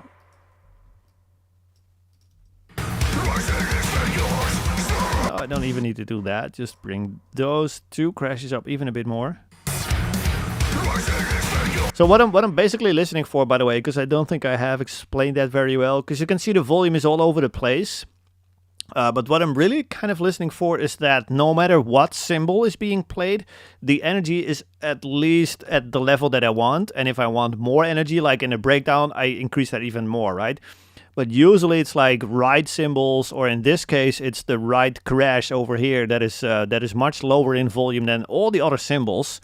So that's really what I'm looking for, like which cymbals are the lowest in volume. Make sure that you give those a healthy volume and healthy amount of signal. And then once again, any sections in the song that you really want to have more energy, then you just bring up the cymbals even more than that. So.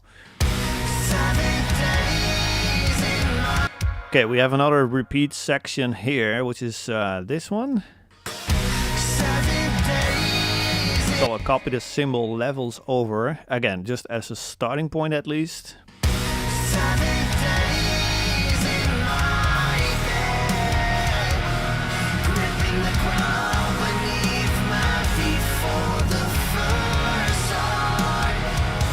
Alright, awesome, man. George, I'm happy to see, man, that you like the vocals here. We're probably just gonna fine-tune some levels after the drum automation here, but these are pretty good already, I'd say, like level-wise. So that's good.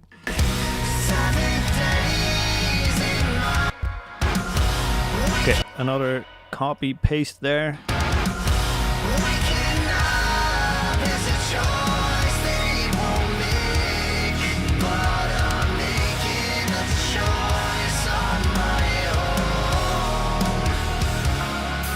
Okay, so again over here we got two crashes, and then the right one over here, this one, is just way lower in volume, so it's not grabbing the same amount of attention. So it's like kush, kush, and then dull sound on the right channel. See, so I hate that. So, and then the hi-hat is super loud again, so I want to bring this up, bring the hi-hat down a bit. And now it's just way smoother in terms of it's the same amount of energy throughout that little section there.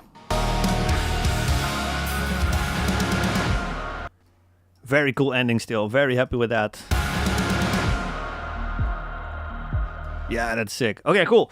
We got cymbals. I don't need to automate the rooms in this song because I want the exact same amount of room sound pretty much throughout. So that's good. That's totally fine. Let's see what else. We got toms. Boring. Let's crank them up a bit, I think. So that's cool there. Let's see over here. That's cool too. Good volume there. Luckily, it's not a ton of toms, so. Okay, I'll just bring them up a little bit.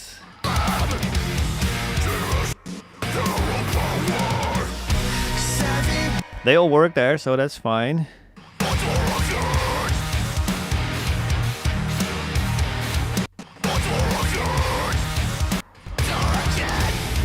Okay, cool. This seems to be a good volume level for the floor toms here, so... What about this one? They need to come up. When it comes to toms, my idea is basically how loud can I get them without them poking out? Because they're so short, right? They don't...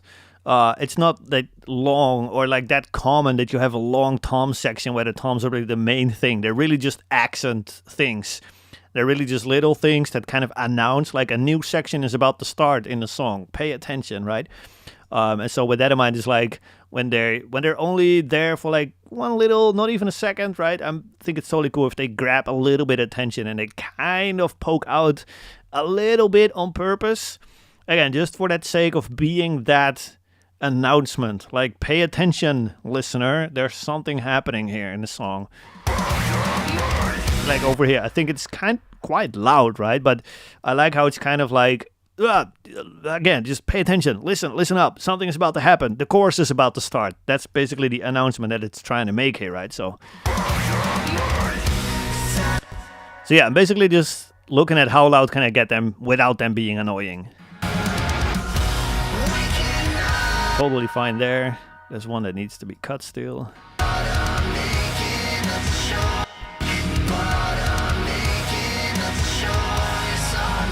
That's it. That's drums pretty much done. Any questions about any of the automation so far?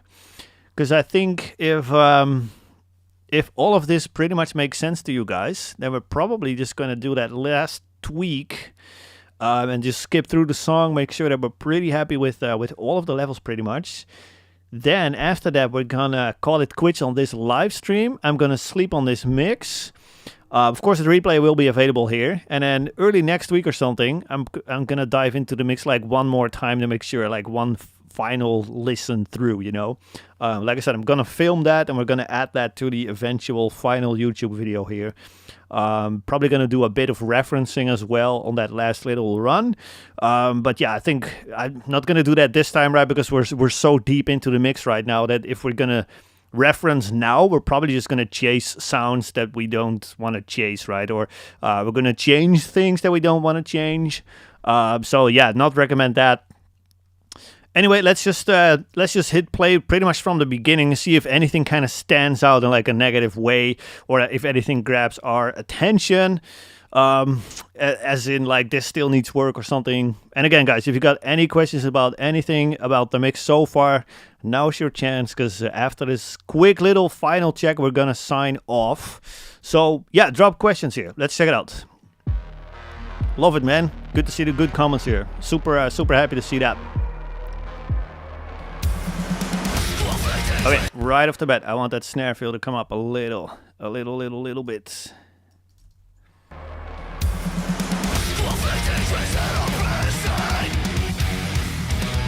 Actually undo that, because I'm not a massive fan of it, actually. Yeah.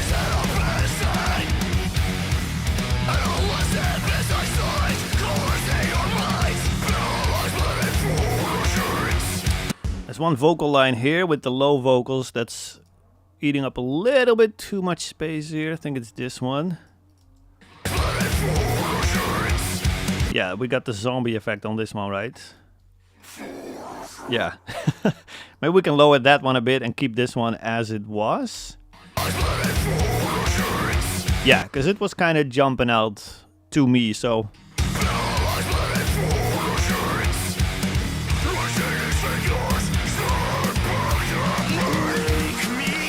Here, the high screams need to come up a little bit.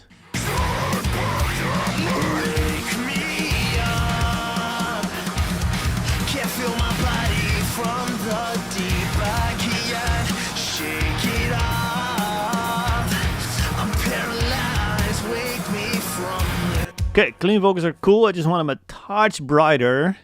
Touch. Wake me up. Can't feel my body from the Yeah, so the more I crank up that 20k like air thing, the more we really get that radio voice, right? Super stoked with that. Wake me up. Can't feel my body from the deep. And after that little top end boost, we didn't even have to do the volume boost anymore. But yeah, the same thing here. It's like how much can I push that little boost here? The air thing. That's another thing where I'm really just looking. Same with toms, right? How far can I really push this? when does it kind of start breaking? You know, how far can I really push this? So. Okay, over here I feel like it's an awkward silence. So we got a massive transition here.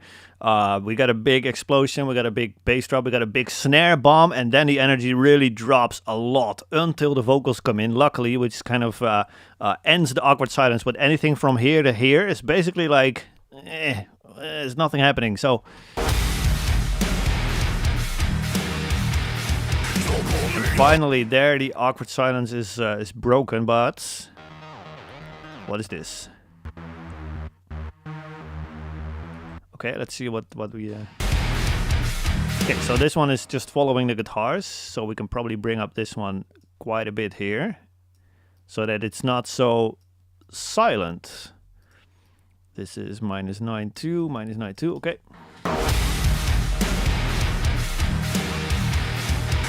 Even a bit more. But maybe kind of let it fade in a little bit, because in this first little section I want the attention to be more to the bass drop, the big snare bomb, and then once the snare bomb kind of fades out, then I want the attention of the listener to go more to that synth and just to the groove, but I don't want that awkward silence to be there. Okay, we can fade it in even a bit more.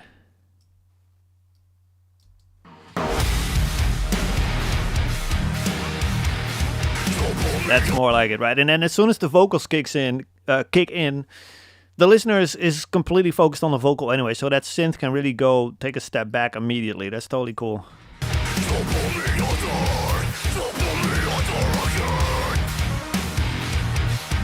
Same thing over here, awkward silence. Let's see for how long. Over here, so okay, let's check this out.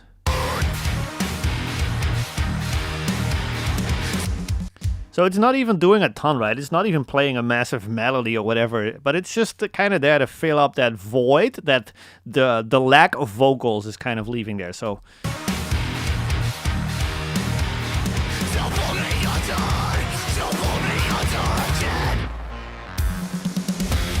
okay, same thing over here. We got a cool transition, but it's just kind of awkward silence. I want that one to kind of come up and kind of increase a bit in volume.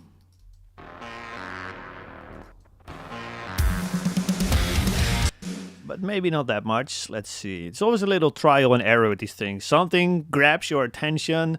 Let's try raising it. Let's try lowering it a bit. Yeah, let's try kind of fading it in a bit more, because these last kind of notes kind of disappear in my mind. So that's a little bit more like it. Not super happy with this. We can probably add a swell sample there to kind of fill that void a bit more. See what that's doing here. Yeah, but maybe not super loud here, so maybe we can even shorten the fade in a bit more. That's more like it. I do like that.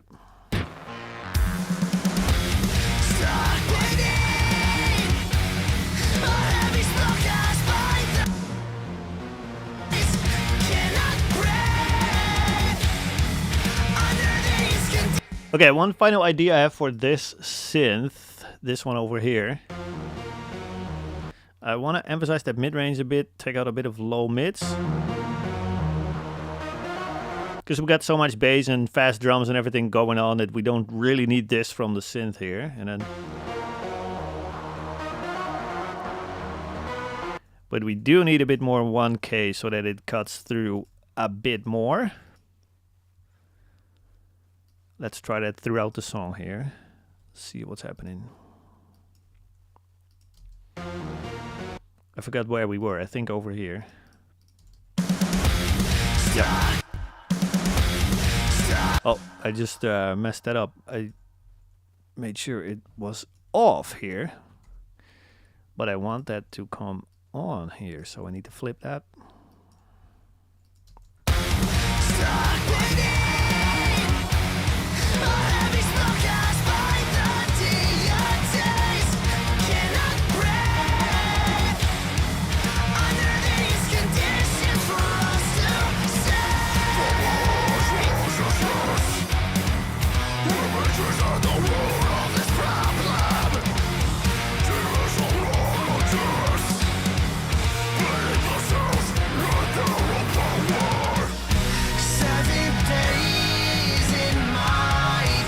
Okay, what I really like, there's two things in this little transition that came to mind here. One is that the scream vocals maybe have a bit too much reverb. Even though they're already like fairly dry, we can probably dry them up a bit more. And then what I liked here is that we go from scream vocals into clean vocals here, and the clean vocals are actually a little bit louder. So even though the singing technique changes from more aggression and probably in real life more volume to slightly less volume and slightly less aggressive, we still, with the mixing that we've done, have an energy increase instead of an energy decrease, which is something I just wanted to point out to you. And listen to that again while we play this transition here.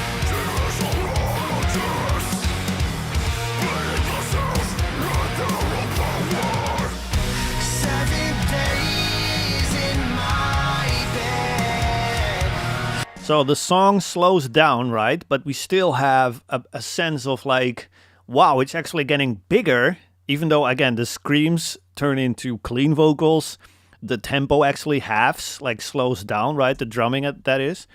But we still, simply because the vocal is taking up a bit more space and all these things.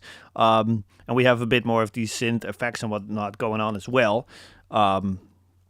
But it still feels bigger, even though the song itself actually takes somewhat of a step back, weirdly enough, right? In terms of speed and aggression and whatnot. So that's the power of automation. That's really what I wanted to point out there. That's the power of like making sure that all the transitions and all the sections in the song have that amount of energy that you really decide, right?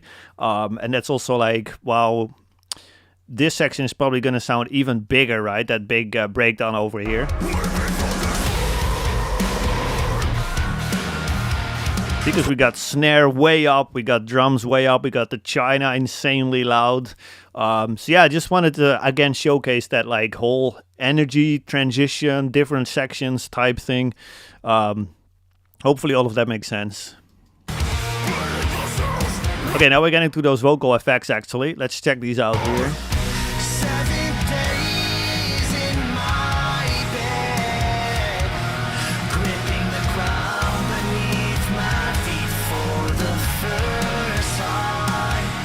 Yeah, I do think those can come down just a little bit, but I want that vocoder to stay loud there.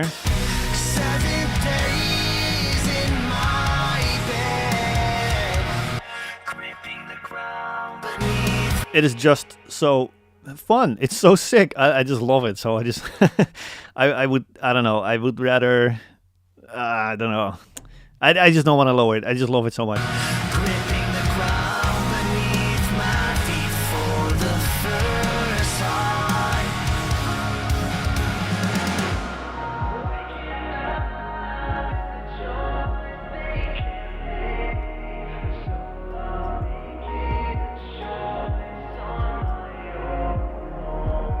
Yeah, kick needed to come up really a little bit, really subtly there.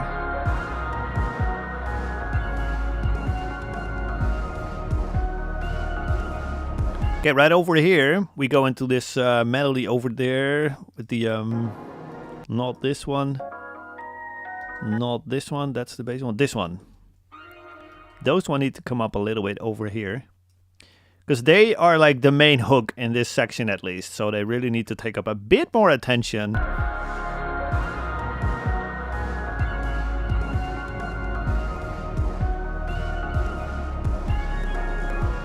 Maybe we can add a touch of reverb to them, at least in this section, right?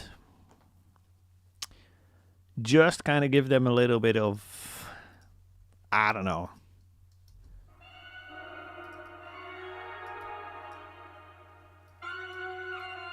Actually, let's try delay. Let's keep the little plate, but also let's try some delay here. No, I'm not gonna go with H delay. I'm gonna go with stock delay. Sync these.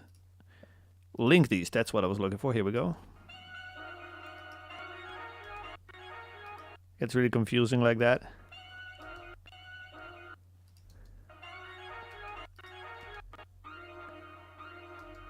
Let's go faster. No, not like that. I don't know. I'm not sold on it yet. No, I don't like delay, so that's good to know. It wasn't doing what I was thinking in my head, you know. So yeah, I'm totally cool to ditch that.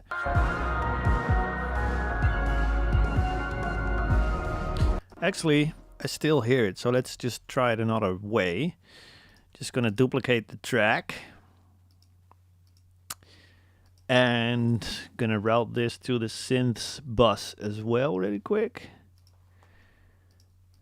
And we're just gonna go analog delay, I guess. It's too late there. Yeah, this is kind of cool. And then make this super, super lo-fi. Low cut, here we go.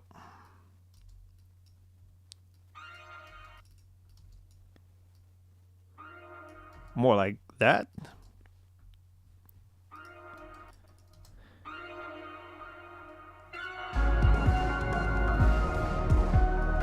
Same thing over here.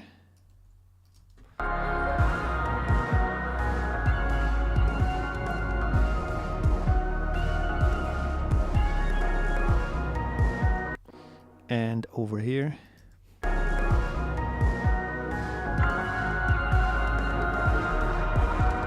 And over there. Yep.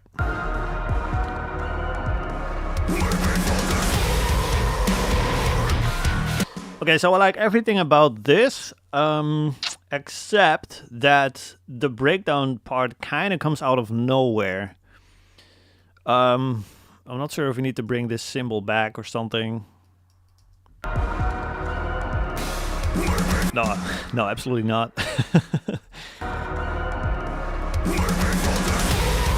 Yeah, maybe we can have a longer snare build-up or something. We can kind of force that to happen. Not sure if any of this is gonna work, you know. I'm just trying out a bunch of things here. It's already a little better, kind of like that. Yeah, I do like that. It's just kind of announcing that big breakdown just a bit more clearly, like, hey, something is happening. Gives the listener just a bit more time to prepare for what's gonna happen.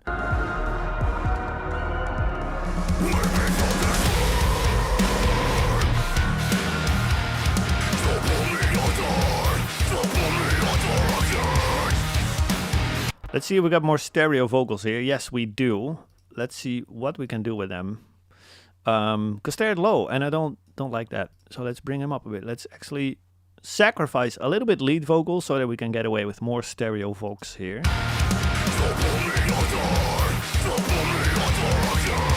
Less of this one, but more of the high one.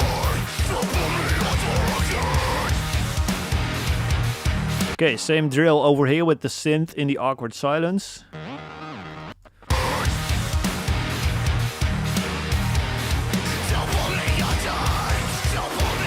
It's way more subtle here though, so I don't have to bring it up that much. Actually, no, screw that. I'm gonna bring up the guitars here.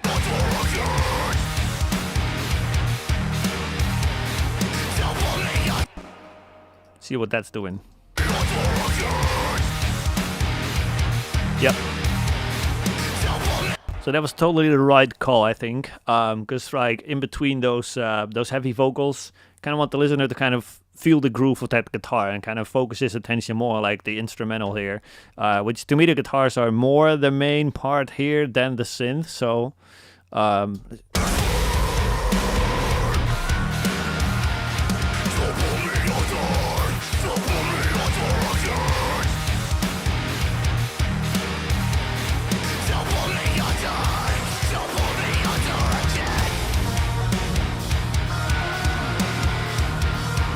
okay, then we got the synth over here.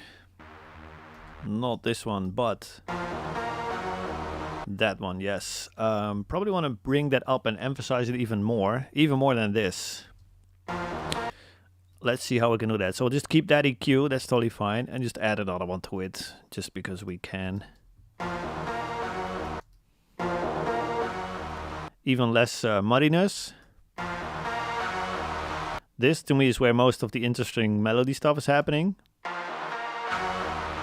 And then I want to kind of get rid of a bit of that top end kind of... Actually, I don't hate it. Let's keep it. Let's enhance it. And let's engage that only here.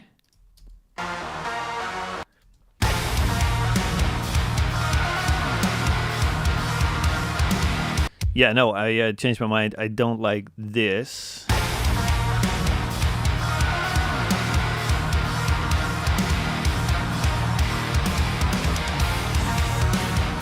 And we can just lower it in volume just a bit, because it's definitely overpowering a bit, so. Maybe I'm gonna just go the same route as we took before, just have more guitars instead of synths. I think that's probably gonna be just as well.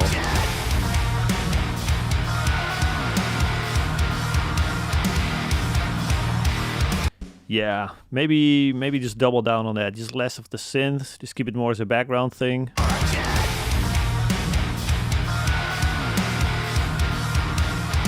In that case, we don't even need this extra EQ, so let's get rid of that. Yeah.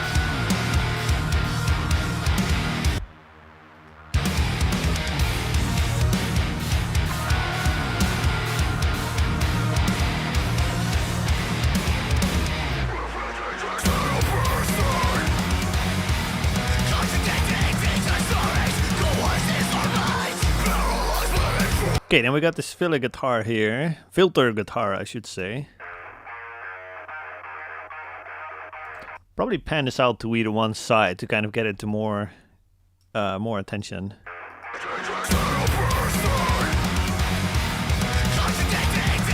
And definitely bring it up in this break here. Yep.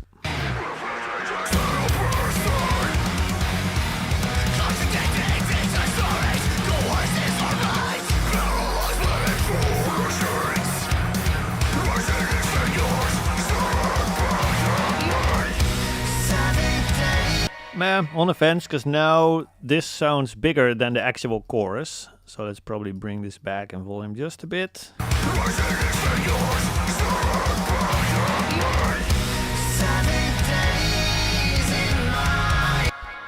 Or I just copy over these guitars, because why not?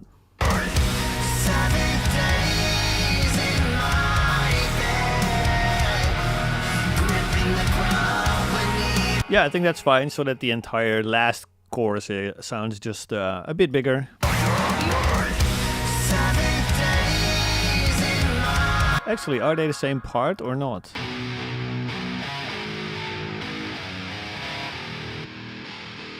Yes, they are, so we can also copy over the bass synths here.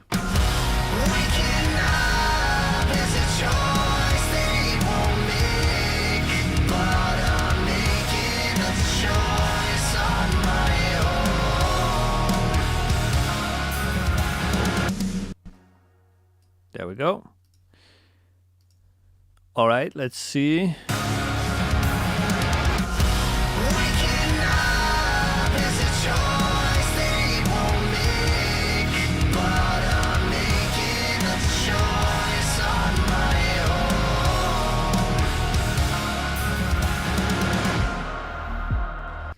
Okay, one last little thing.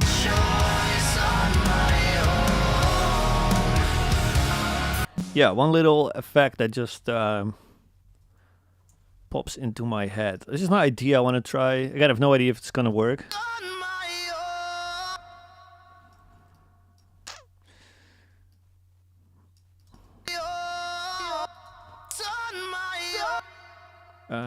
Let's see, and just make this lo-fi, obviously.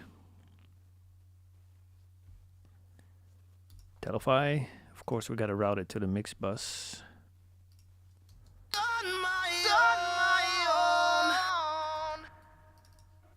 lot of compression.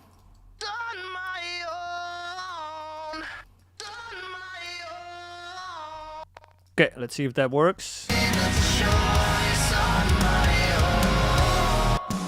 has to be here, I think. There, here we go. Okay.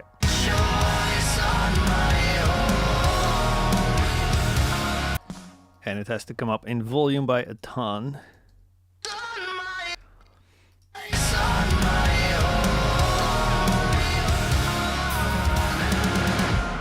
Yeah, that's really cool. It kind of fills that last little void before the actual ending of the song here.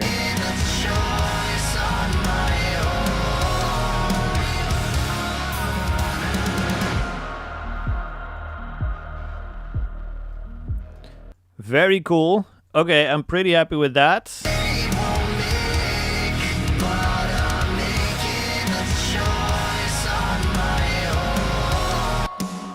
Last little adjustment is that in the last chorus I want there to be just a bit more room sound reverb on the snare.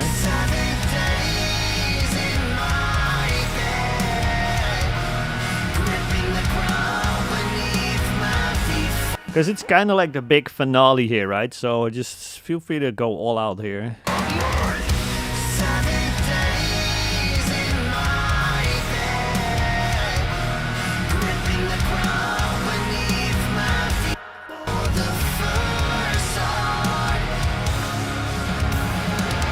Maybe this one can come up.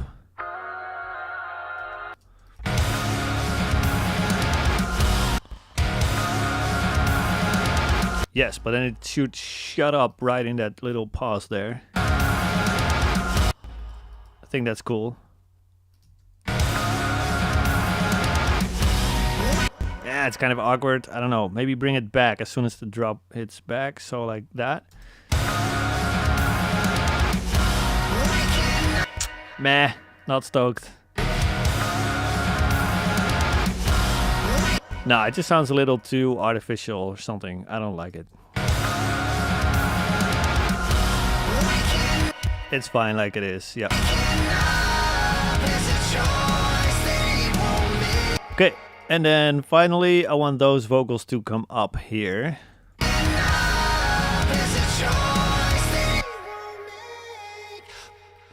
Minus 14.4, 14.4. Here we go.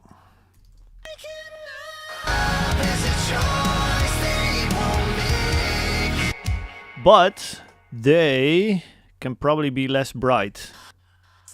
Yeah, because they're like the high vocals on the entire channel. So maybe make them less bright, kind of push them further back into the mix, but still louder so that they're a little bit more audible.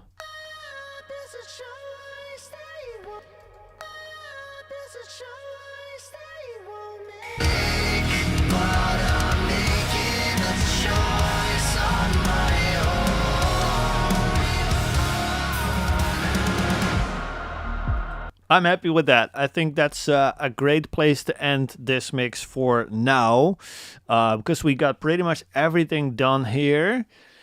Let me quickly double check. We got automation there. Didn't feel like we need to do a lot of bass automation. Drums are there. Pretty much everything is there. All right, cool. I think that's a great place to end it for today. Guys, if you have any last questions about the mixing that we've done over the past week, please drop them in the chat right now, because the next step after this is that we're gonna bring all these live streams into one big YouTube video, and we're gonna do one last round of like tweaking and a quick reference probably somewhere next week, and after that we're gonna upload the video.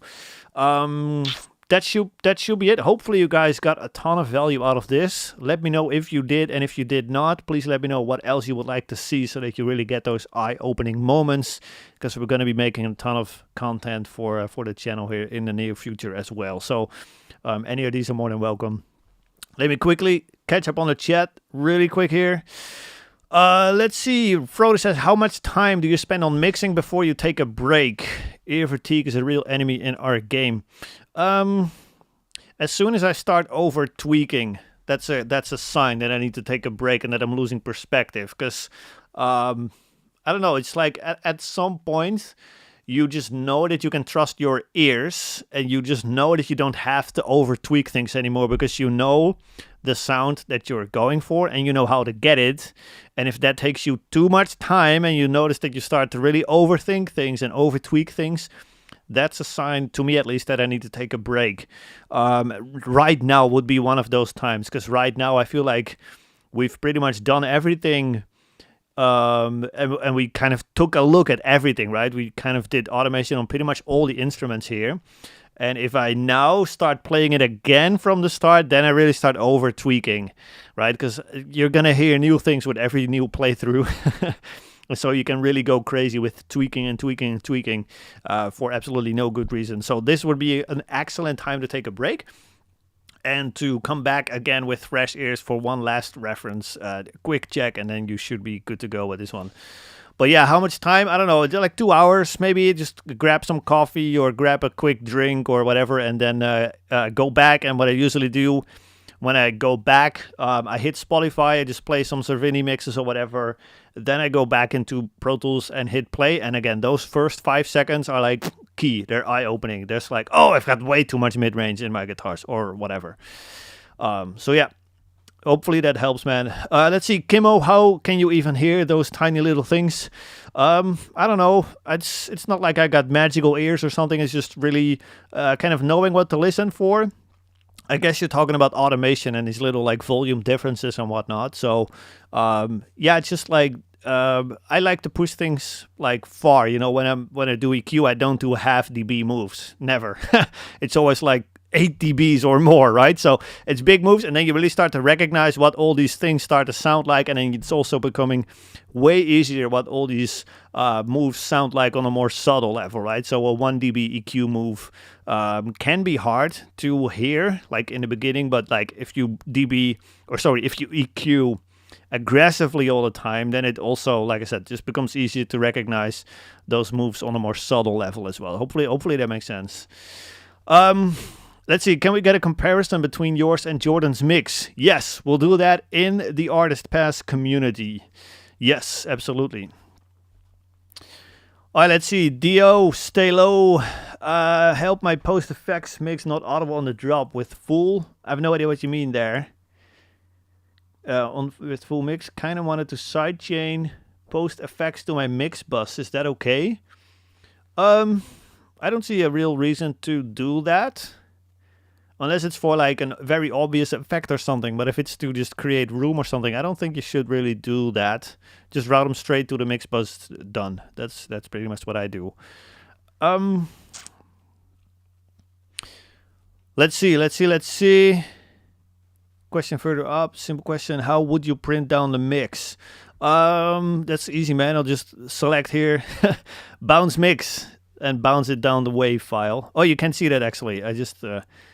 Here we go. So I'll just select the whole timeline, and I just go here, and I go bounce mix, and I go bounce mix to wave, and that's pretty much it.